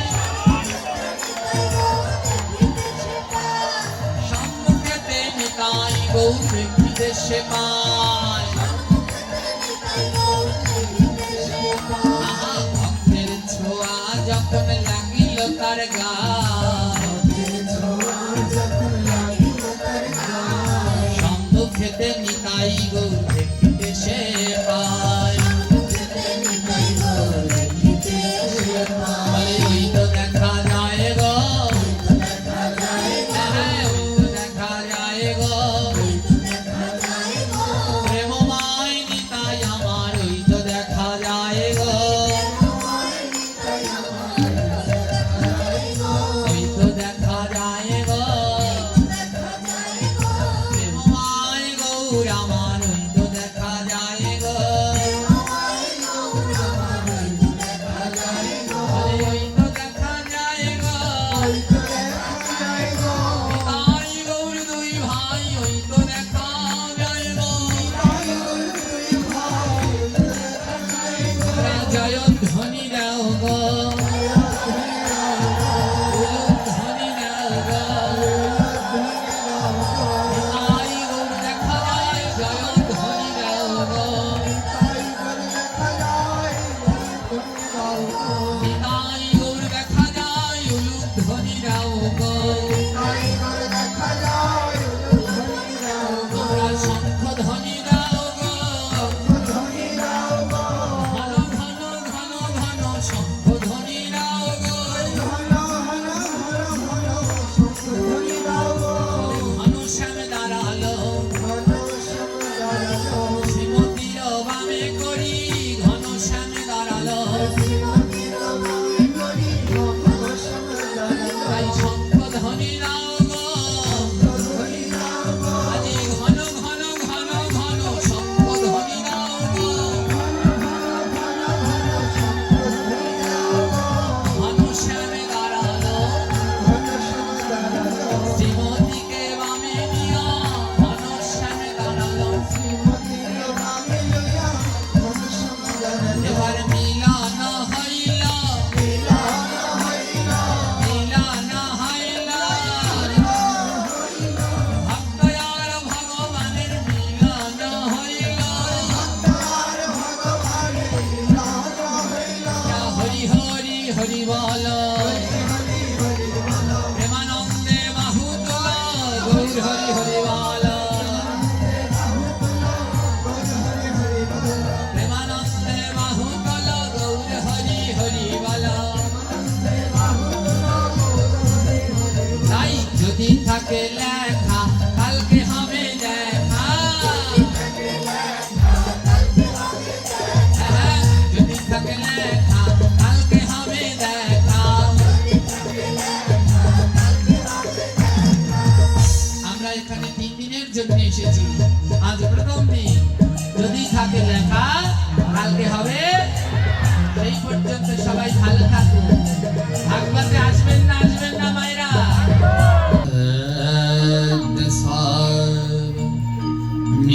নিগতে কহা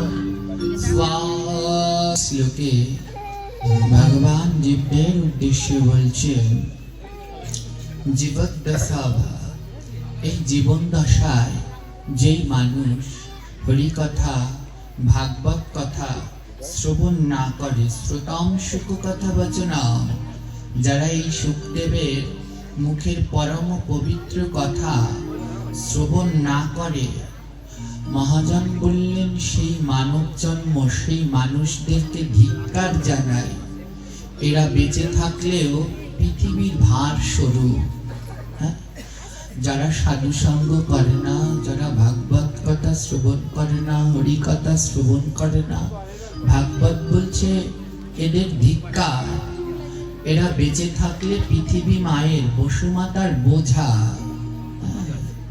কারণ বসুমাতা এই পৃথিবী মা বসুমাতা কি চায় শাস্ত্রে আমাদের বলছেন আমাদের গ্রন্থে উল্লেখ করা আছে যেখানে কৃষ্ণ ভক্ত হয় জননী কি তার থা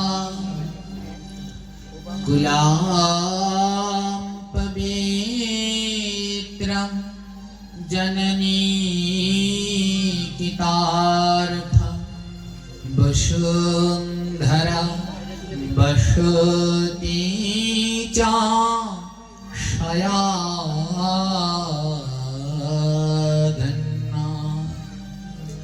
বলছে কোন কুলে যদি কৃষ্ণ ভক্ত জন্মগ্রহণ করে কুলাম পবিত্রাম, সেই কুল পবিত্র।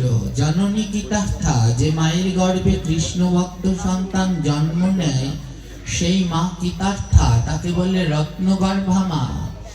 আর কি বলছে, বসুন্ধরা বসতিটা সয়াধন্যা, মা বসুমতীও ধন্য হয় যদি একজন কৃষ্ণ ভক্তের সঙ্গ পায়। কারণ মা বসুমতী সারাদিন অপেক্ষা করে, কারণ এ জগতের যত পাপ এই মা বসুমতীর বুকের উপরে বসে আমরা সবাই অনাবরত করছি। তাই মা বসুমতীর খুব যন্ত্রণা হয়, এত পাপ তার বুকের উপরে বসে করা হয়।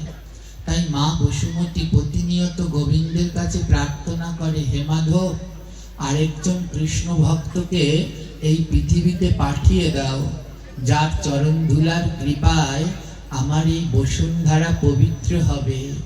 আরেকজন কৃষ্ণ ভক্তকে পাঠিয়ে দাও, সে যখন কৃষ্ণ নামে লাফিয়ে ঝাঁপিয়ে এই বসুমতীর উপরে নৃত্য করবে, মা বসুমতী বলে আমার সমস্ত পাপ উধাও হয়ে যাবে, আমার আর কোনো পাপ থাকবে না।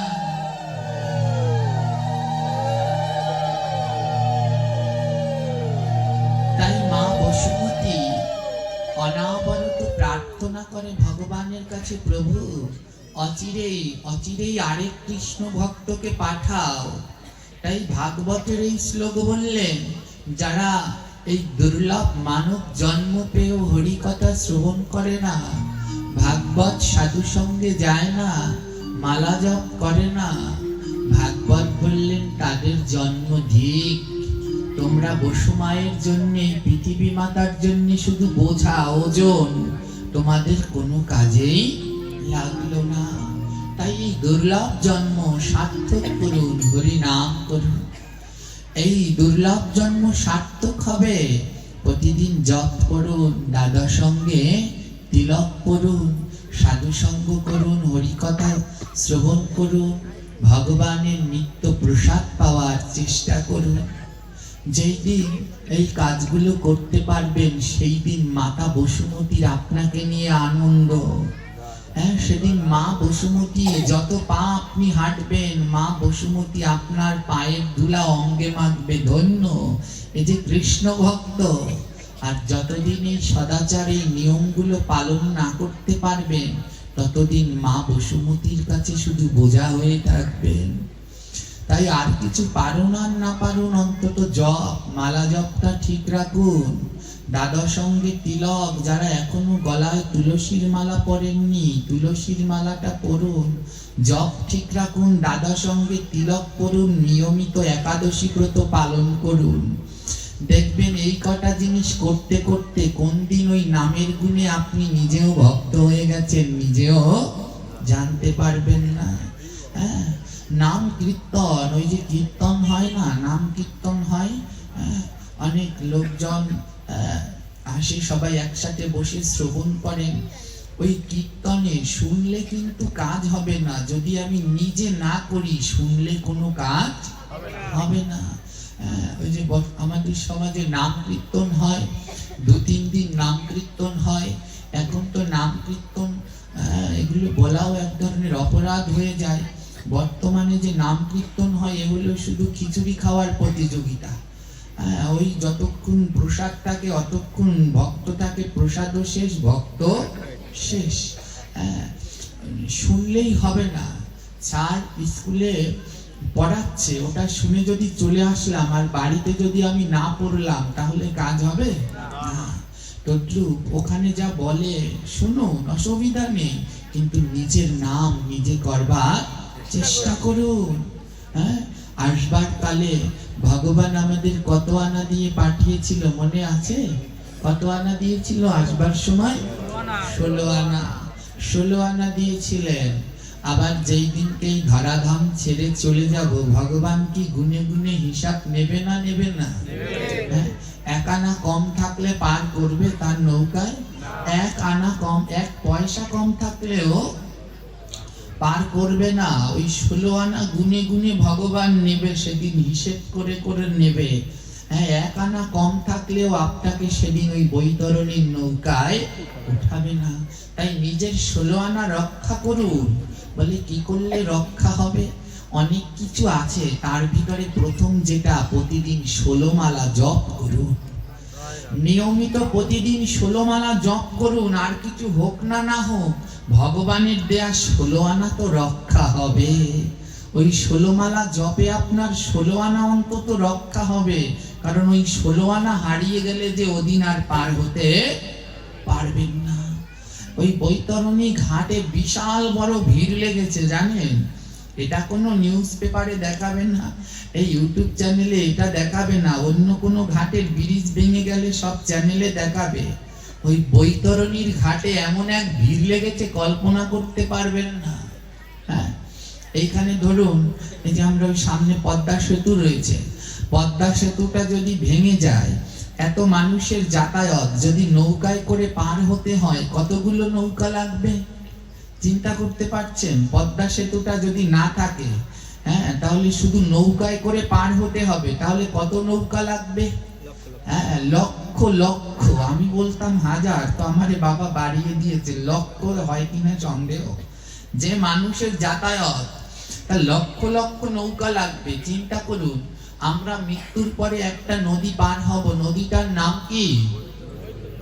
বৈতরণী। ওখানে কয়টা নৌকা আছে জানা আছে? একটা নৌকা। ওখানে নৌকা কয়টা? আর মাঝি কয়জন? এই সেই মাঝিটাকে পরমেশ্বর ভগবান শ্রীকৃষ্ণ।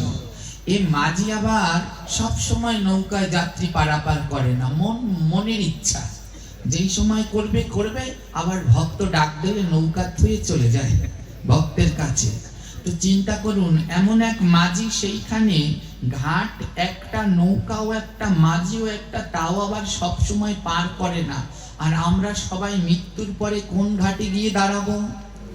বৈতরণীর ঘাটে। এবার মনে মনে ভাবুন তো, হ্যাঁ, আপনি আমি শুধু না, এই ব্রহ্মাণ্ডের যা আছে সব মরার পরে ওখানে গিয়ে দাঁড়াবে, তাহলে ওই ঘাটে কি ভিড় লেগেছে দেখুন একবার, মনে মনে ভাবে, ওই ভেবে দেখুন যে ওই ঘাটটা এখন কত মানুষের, হ্যাঁ, কত জনার ভিড় লেগে গেছে, পার হওয়ার জন্য কারাকারি লেগে গেছে।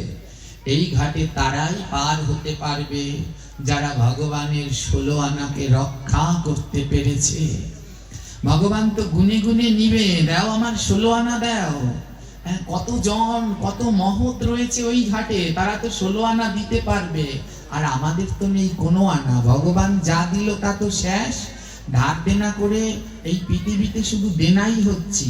কোন দেনা? টাকা পয়সার দেনা নয়, ভগবানের নিয়মগুলো পালন করছি না, যেইগুলো কথা দিয়ে এসেছিলাম, তাই ঋণী হয়ে যাচ্ছি। তাই অন্য জায়গায় যে ঋণ হন হন, কিন্তু ভগবানের নামটুকু শুধু রক্ষা করুন। ওই 16 মালা জপ করতে, ওটা করতে আর বিলম্ব করবেন না, তাহলে আর 16 আনা রক্ষা করতে পারবেন না। তাই আর দেরি করবেন না। যারা এখনো জপ না করেন, অচিরেই জপ শুরু করেন। যারা জপ করেন, ওই 2 মালা 3 মালা 4 মালা করে রেখে দেন, আর সারাদিন ঘুরে বেড়াচ্ছেন না। 16 মালা শেষ করুন, রাত যত হোক, আমার 16 মালা আমি জপ শেষ করব, তারপরে আমি ঘুমাতে বিশ্রামে যাব। এই ধারণাটা মনের ভিতরে রাখুন, দেখবেন আর কিছু হোক না না হোক, অন্তিমকালে নামের গুণে বৈতরণী অনায়াসে।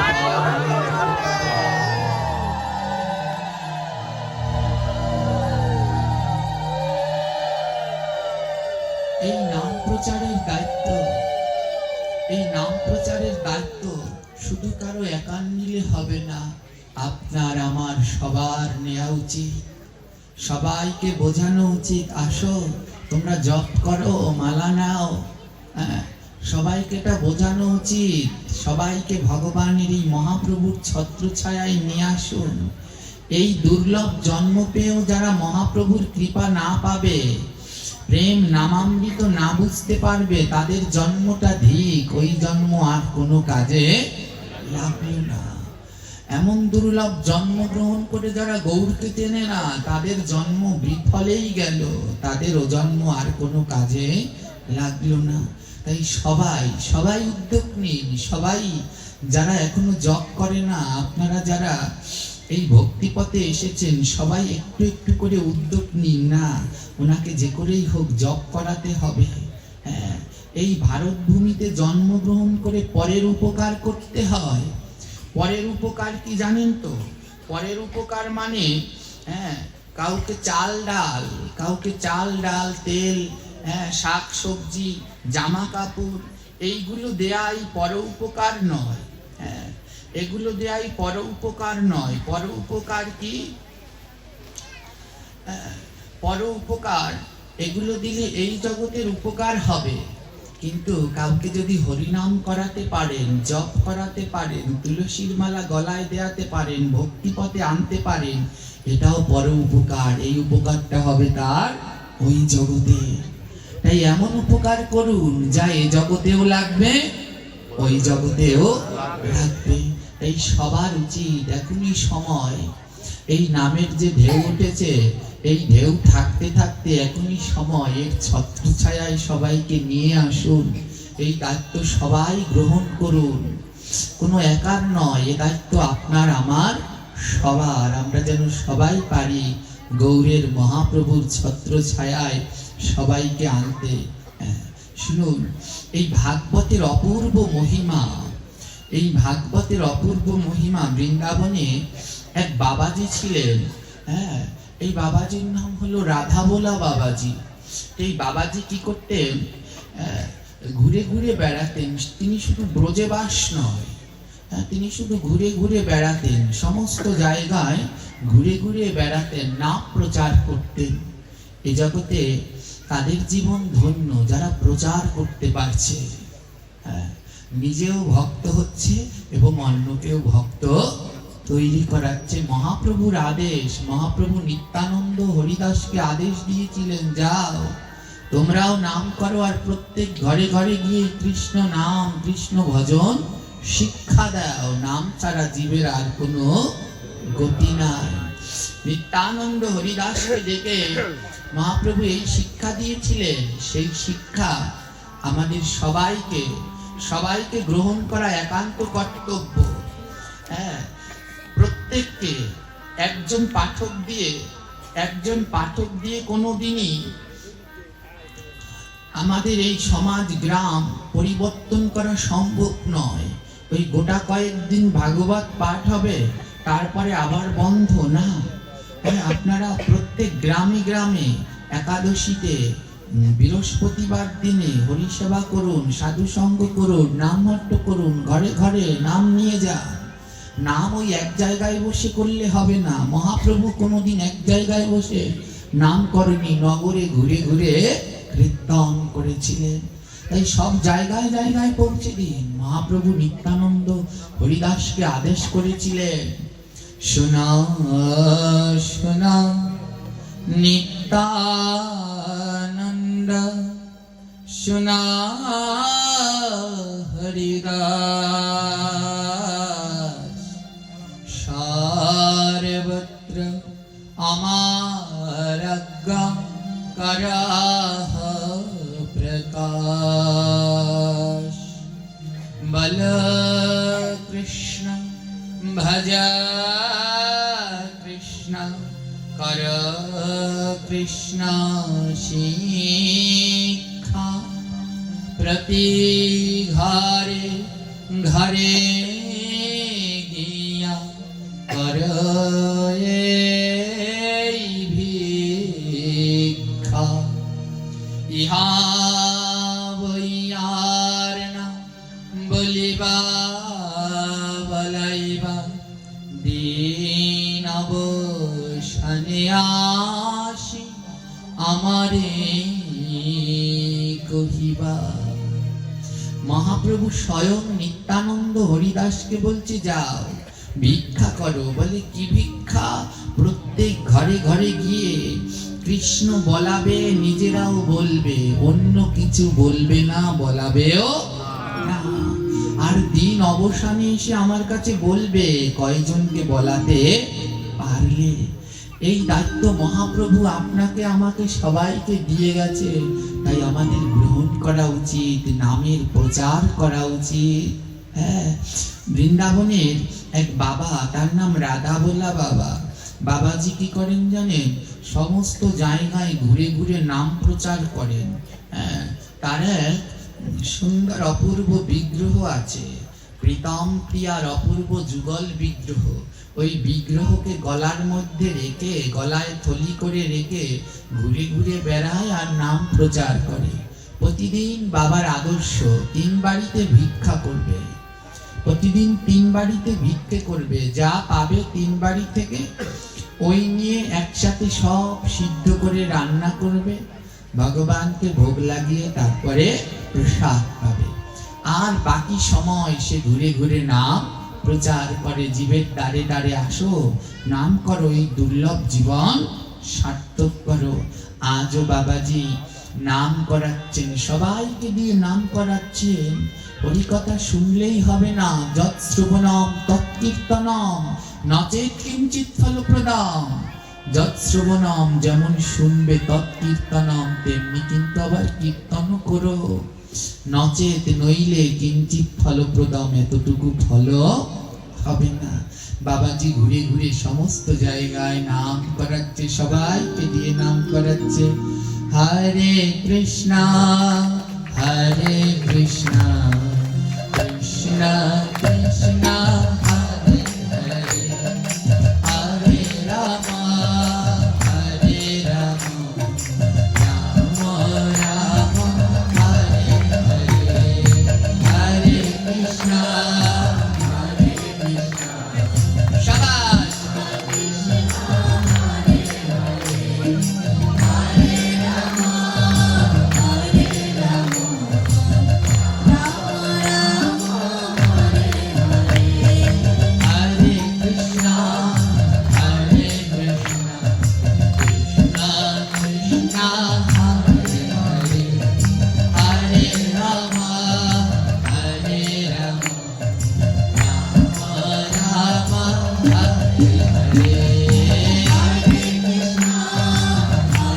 কৃষ্ণ কৃষ্ণ কৃষ্ণ হরে হরে, হরে রাম হরে রাম রাম রাম হরে হরে। মাই নাম করলে পাপ হয়? বাবারা পাপ হবে? তাহলে কেন করছেন না? অর্ধেকের তো মুখ বন্ধ। হ্যাঁ? আছে। অর্ধেকের মুখ বন্ধ আছে, জানেন? এই যে জায়গাটা ব্যাসাসন, এইখানে যারা বসে এদের সামনে কি কি হয় সব দেখা যায়, কিন্তু আপনাদের পিছনে কি কি হচ্ছে কেউ কিছু দেখতে পাচ্ছেন না। কিন্তু আমি যেখানে বলছি আপনারা কে কি করছেন সব দেখতে পাচ্ছি। এখানে যারা আছে অর্ধেকেও নাম করছেন না, আর যে অর্ধেক করছেন আস্তে আস্তে, হ্যাঁ, ভগবানের নামে ঠোঁট নড়ছে না।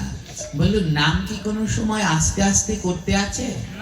জোরে বলবেন, আছে কি? হ্যাঁ, চৈতন্য চরিতামৃতে আদি লীলায় দেখবেন, আদি লীলার 16 অধ্যায়ে 279 থেকে 281 নং শ্লোকে মহাপ্রভু বলেছেন নাম কিভাবে করতে হয়। হ্যাঁ, নাম কিভাবে করতে হয় মহাপ্রভু বললেন নিত্যানন্দ হরিদাসকে, নাম কিভাবে করবে জানো? মহাপ্রভু বললেন, পশু পাখি কীট আদি বলিতে না পারে, শুনিলে হরি নাম তারা সব তরে, জপিলে সে কৃষ্ণ নাম আপনি সে তরে, উচ্চ সংকীর্তনে পর উপকার করে। বলছে পশু পাখি কীট পতঙ্গ এরা নাম করতে পারে না, তবে নাম শুনলে এরা উদ্ধার হয়। তাই তোমরা যদি একটু উচ্চ স্বরে নাম করো, তাহলে এই পশু পাখি কীট পতঙ্গ গুলো সব উদ্ধার হয়ে যাবে। তাই আপনাদেরকে আমি করজোড়ে বলবো, একটু উচ্চ স্বরে নাম করবেন। যারা এখনো করছেন না সবাই বদন খুলুন। ভগবানের এই দিব্য পবিত্র নাম সবাই উচ্চস্বরে সংকীর্তন করুন। হ্যাঁ, এই যে আমরা যারা এখানে বসেছি, আমরা যদি সারা রাত্র ধরেও এখানে নাম করি, জানি না একজনও উদ্ধার হবে কিনা, সন্দেহ আছে। আমরা যারা এই বসেছি এদের দ্বারা কোনো কাউকে উদ্ধার করা সম্ভব নয়, কিন্তু আপনারা যারা এই সারিতে বসেছেন এই ভক্তের আসরে, এরা উদ্ধার করতে পারবেন।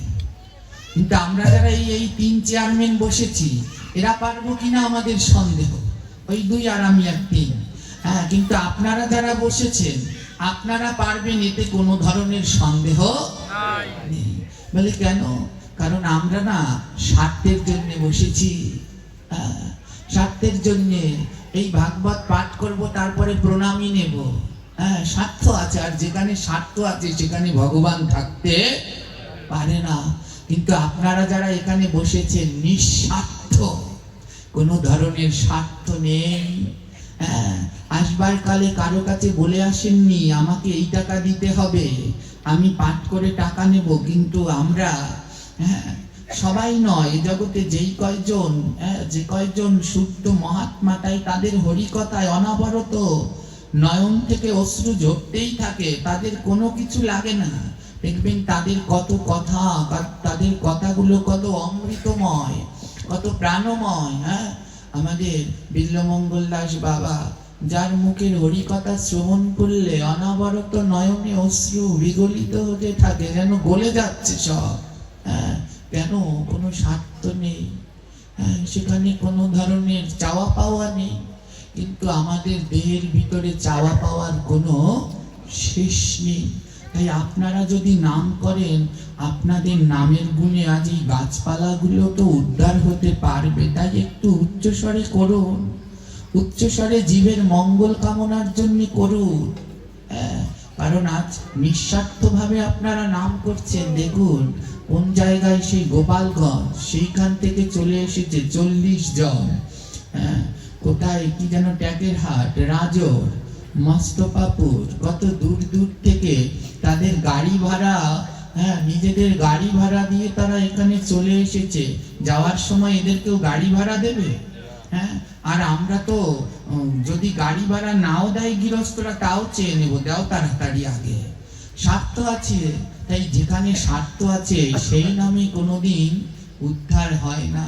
তাই আমাদের নামে কি হবে কিনা জানি না, তাই আপনারা একটু উচ্চস্বরে নাম করুন, যেন আপনাদের গুণে এই গাছপালা কীট পতঙ্গগুলো আজ উদ্ধার হয়ে যায়। তাই কারো মুখ বন্ধ রাখবেন না, সবাই উচ্চস্বরে নাম করবেন করতালি দিয়ে। আজ বাবাজি ঘুরে ঘুরে গ্রামে গ্রামে নাম করাচ্ছেন, সবাইকে দিয়ে নাম করাচ্ছেন। বলো হরে কৃষ্ণ হরে কৃষ্ণ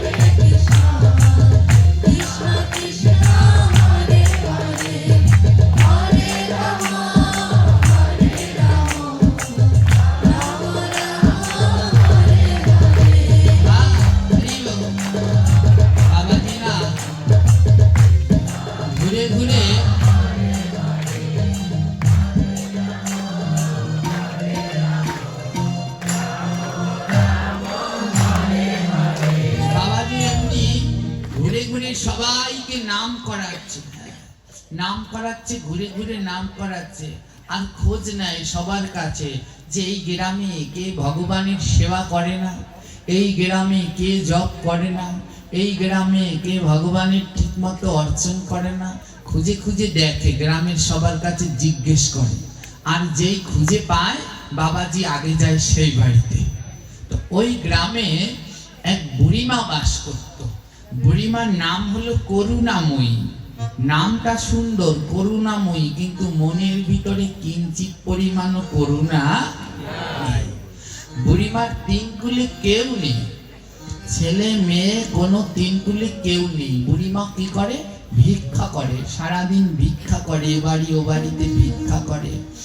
আর ভিক্ষা করে যা পায় রান্না করে নিজে খায়, একা মানুষ তো, আর বাকিগুলো সব জমা করে, সব জমা করে রেখে দেয়। তো বাবাজি গিয়ে, রাধাবোলা বাবাজি গিয়ে সব গ্রামে খোঁজ নিচ্ছে, তোমাদের গ্রামে এমন কে আছে? হ্যাঁ, সব ভক্তরা গিয়ে খোঁজ নেয় কি এই গ্রামে কে প্রসাদ বুঝি আছে, কারণ সেই বাড়িতে গেলে প্রসাদ পাওয়া যাবে। আর বাবাজি দেখুন শুদ্ধ ভক্ত, সে খোঁজ নিচ্ছে কি এই গ্রামে কে কৃষ্ণ নাম করে না, বলে ওনার বাড়িতে যেতে হবে, ওনাকেও নাম করাতে হবে, ওনাকে ভগবানের এই ছত্র ছায়ায় আনতে হবে। তো গ্রামবাসীরা বলছে, শোনো, আমাদের এই গ্রাম শেষ প্রান্তে এক বুড়িমা আছে, ওই বুড়িমা না ভগবানের কোনো নাম করে না, সারাদিন ভিক্ষা করে, আর যে অর্থ পায় তা সামান্য নিজে খেয়ে দিয়ে জীবনযাপন করে, আর বাকি অর্থটা সব জমা রেখে দেয়। কিন্তু একবারও সে ভাবে না যে এই অর্থ জমিয়ে সে কি করবে, কারণ তার তো কেউ নাই যে পরবর্তী সময়ে তাকে দিয়ে যাবে, সেরকম তার কেউ নেই। বাবাজি জিজ্ঞেস করছে, তোমরা তাকে নাম করতে বলনি, তোমরা তাকে সাধু সঙ্গ করতে বলনি? বলে, হ্যাঁ অনেক বলেছি, কিন্তু কোনো কাজ হয়নি। বাবাজি বলে, বেশ, তবে আজ আমি যাব। বাবাজি প্রতিদিন 3 বাড়িতে ভিক্ষা করে, আজ 2 বাড়িতে ভিক্ষা করার পরে 3য় বাড়িতে রাধা গোবিন্দের সেই বিগ্রহ নিয়ে, প্রীতম প্রিয়তমার বিগ্রহ নিয়ে করুণাময়ী সেই বুড়ি মায়ের বাড়িতে গিয়ে দাঁড়িয়েছে। কেউ আছো গৃহে? ওমা, তা যদি কেউ থাকো, এই ভগবানের সেবার জন্য কিছু ভিক্ষা দাও। বুড়িমা ঘর থেকে বাইরে বের হয়ে হাসছে। আরে, আমি তো ভেবেছিলাম আমি বুড়ি জগতের সব থেকে ভিখারি, তা দেখি আমার থেকে আরেক ভিখারি আছে। ভিখারির বাড়িতে ভিক্ষা করতে এসেছিস? বুড়িমা বলছে, এই সাধু, ভিখারির বাড়িতে ভিক্ষা করতে এসেছিস? যা যা, এখান থেকে চলে যা, আমি কাউকে ভিক্ষা দেই না। বাবাজি বলছে, ও বুড়িমা, তুমি যা ভিক্ষা করেছো ও থেকে 1 মুঠো আমায় দাও, আমার বেশি লাগবে না, আমার জন্য না, আমার গোবিন্দের সেবার জন্য 1 মুঠো দাও।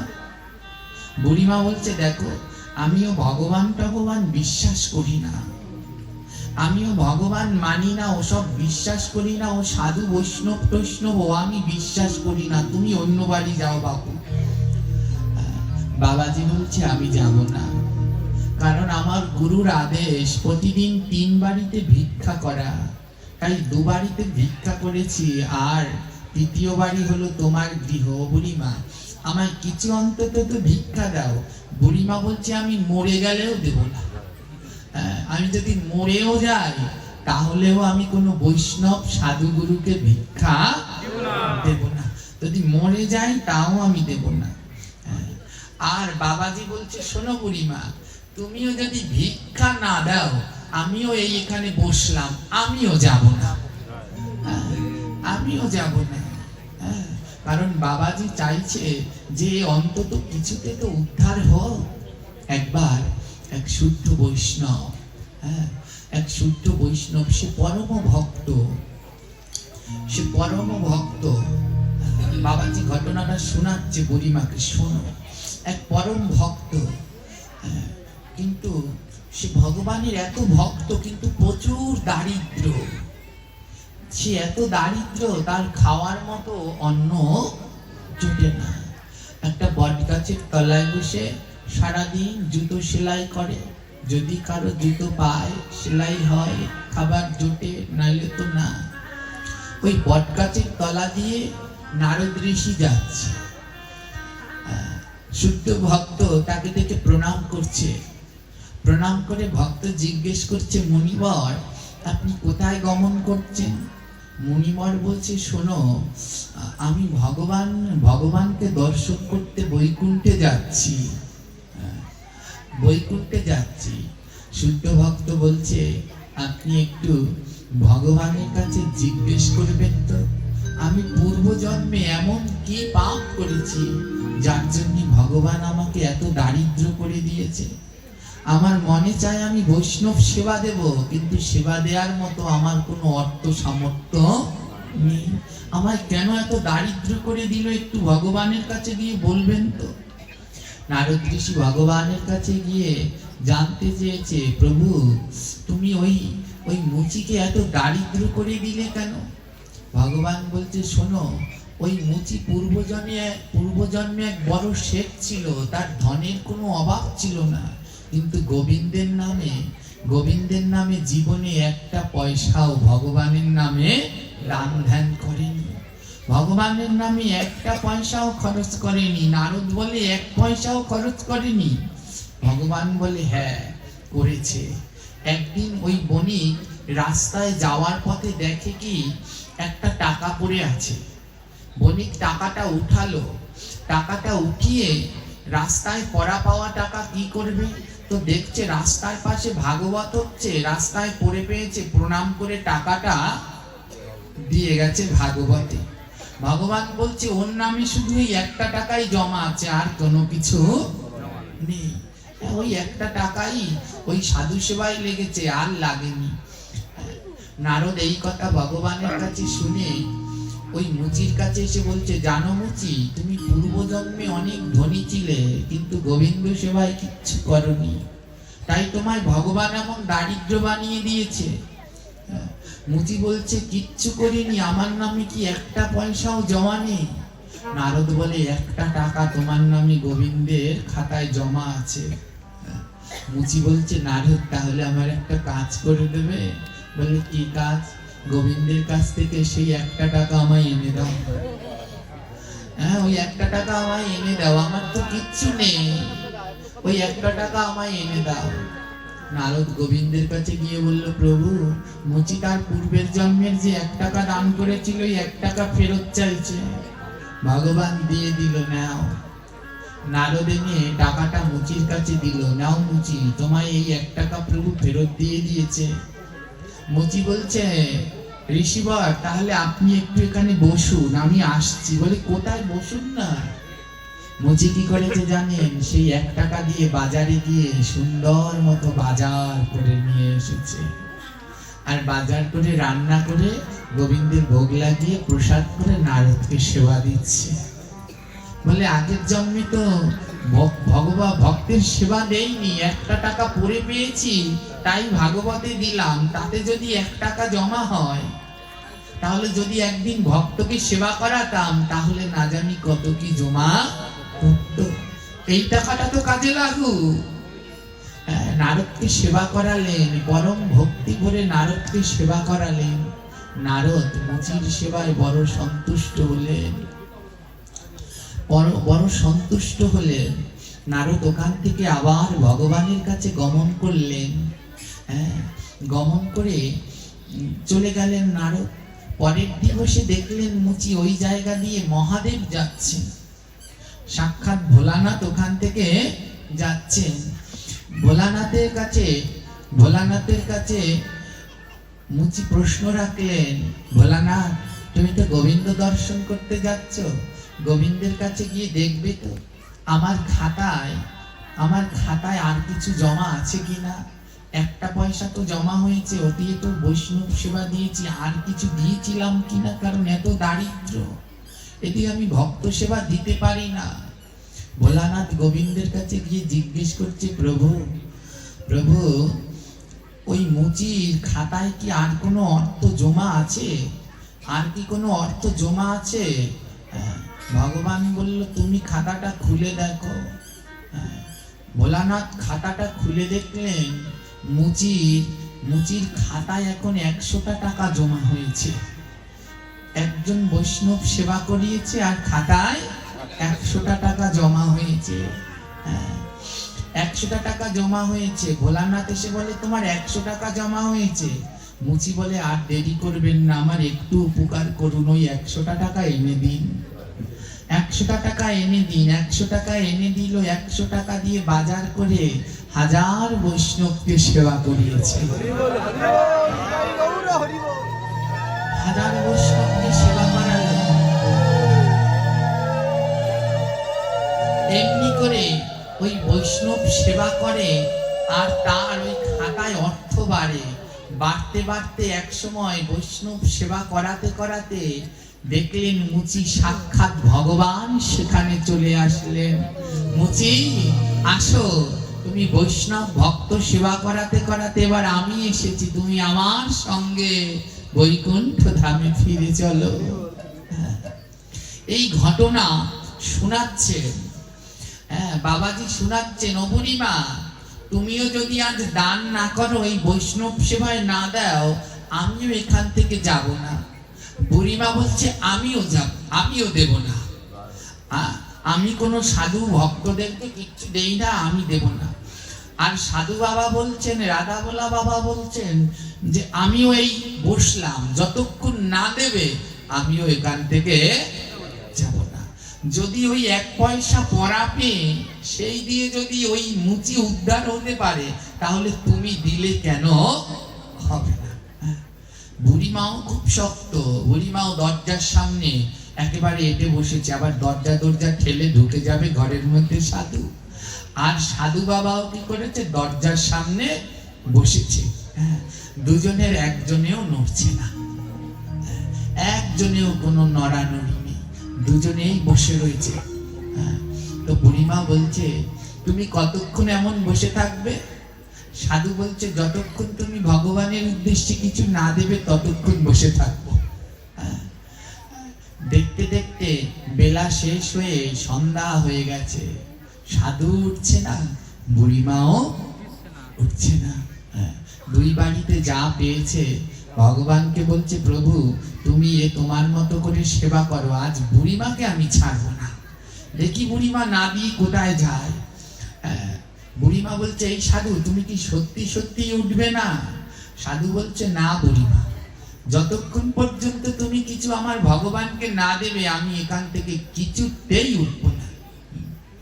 বুড়িমা জিজ্ঞেস করছে, অনেকক্ষণ এক জায়গায় বসে থাকলে দেখবেন অপরিচিত হলেও, যখন রাস্তায় গাড়িতে যাচ্ছেন অপরিচিত এক জায়গায় যদি বসেন দেখবেন আস্তে আস্তে কথা আলাপ পরিচয় সবকিছু হয়ে যাচ্ছে। সারা দিন ধরে বসে আছে তো বুড়িমা আর এখন কি করবে? এবার ওনার সাথে কথা বলতে বলতে, সাধুর সাথে কথা বলতে বলতে সন্ধ্যা হয়ে গেছে। এবার বুড়িমা জিজ্ঞেস করছে এই সাধু তুমি সন্ধ্যাবেলায় কি করো? মানে জিজ্ঞেস করছে। তো সাধু বলছে, বাবাজি বলছে বুড়িমা আমি সন্ধ্যাবেলায় না ভাগবত পাঠ করি, হরি কথা বলি। বুড়িমা বলছে সেটা কি? মানে কোনোদিন ভাগবত পাঠ শোনেনি, জানে না। সাধু বাবা বলছে আমি প্রতিদিন সন্ধ্যায় ভাগবত পাঠ করি। বুড়িমা বলছে সেটা আবার কি? সেটা আবার কি? বাবাজি বলছে ভাগবত বোঝো না, ওখানে ভগবানের কথা আছে, ভক্তের কথা আছে, অমৃতময়। বুড়িমা বলছে যখন বসেই আছো তাহলে একটু ভাগবত পাঠ করে শোনাও, তোমারও সময় যাবে আমারও সময় যাবে। বুড়িমা বলছে আমিও উঠবো না, ভিক্ষা কিছুতেই দেব না। আর বাবা বলছে আমিও না নিয়ে যাব না। বুড়িমা বলছে যেহেতু ভাগবত পাঠ করো তাহলে একটু করো, আমি একটু শুনি, তোমার সময়টাও কাটবে আমার সময়টাও কাটবে। বাবাজি বলছে বেশ, তবে শোনো। বুড়িমাকে বাবাজি ভাগবতের অমৃতময় কথা শ্রবণ করাচ্ছে। আজ বাবাজি বলি মহারাজের কথা শ্রবণ করছে। জানো বুড়িমা, বলি ইনি প্রহ্লাদের ভক্ত, প্রহ্লাদের নাতি ছিলেন, পরম কৃষ্ণ ভক্ত বলি মহারাজ। যিনি যিনি দান যজ্ঞ করেছিলেন, তুমি তো একটু কিছু দান করতে চাও না, আর তিনি সর্বস্ব দান করে দিয়েছিলেন। বলে কি দান করেছিলেন? বাবা বলছে শোনো, ভগবান বলি মহারাজের কাছে বামন রূপে আসলেন, বামন হয়ে আসলেন।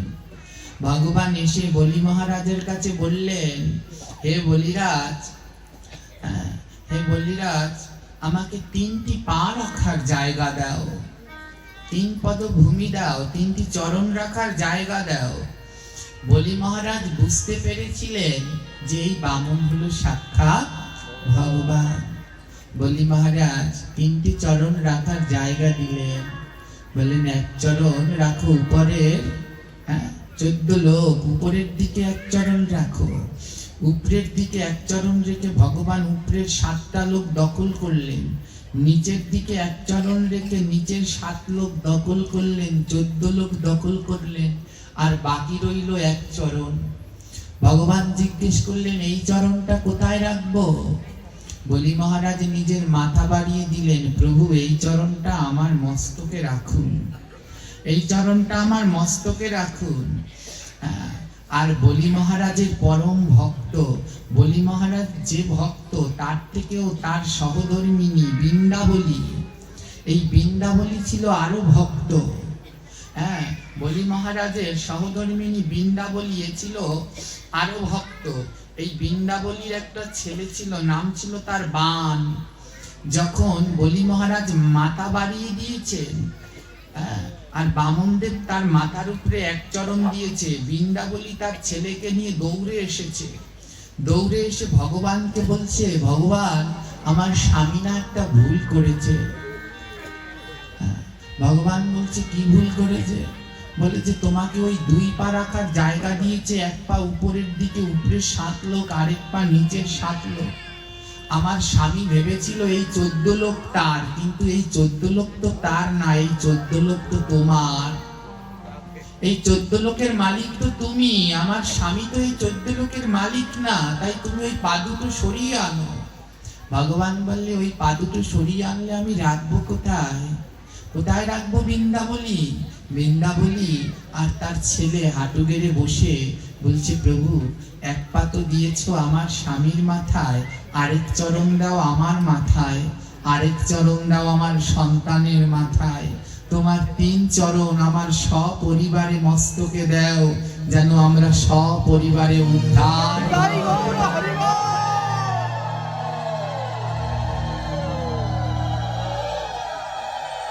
ও গোবিন্দ, তোমার ওই 3টি চরণ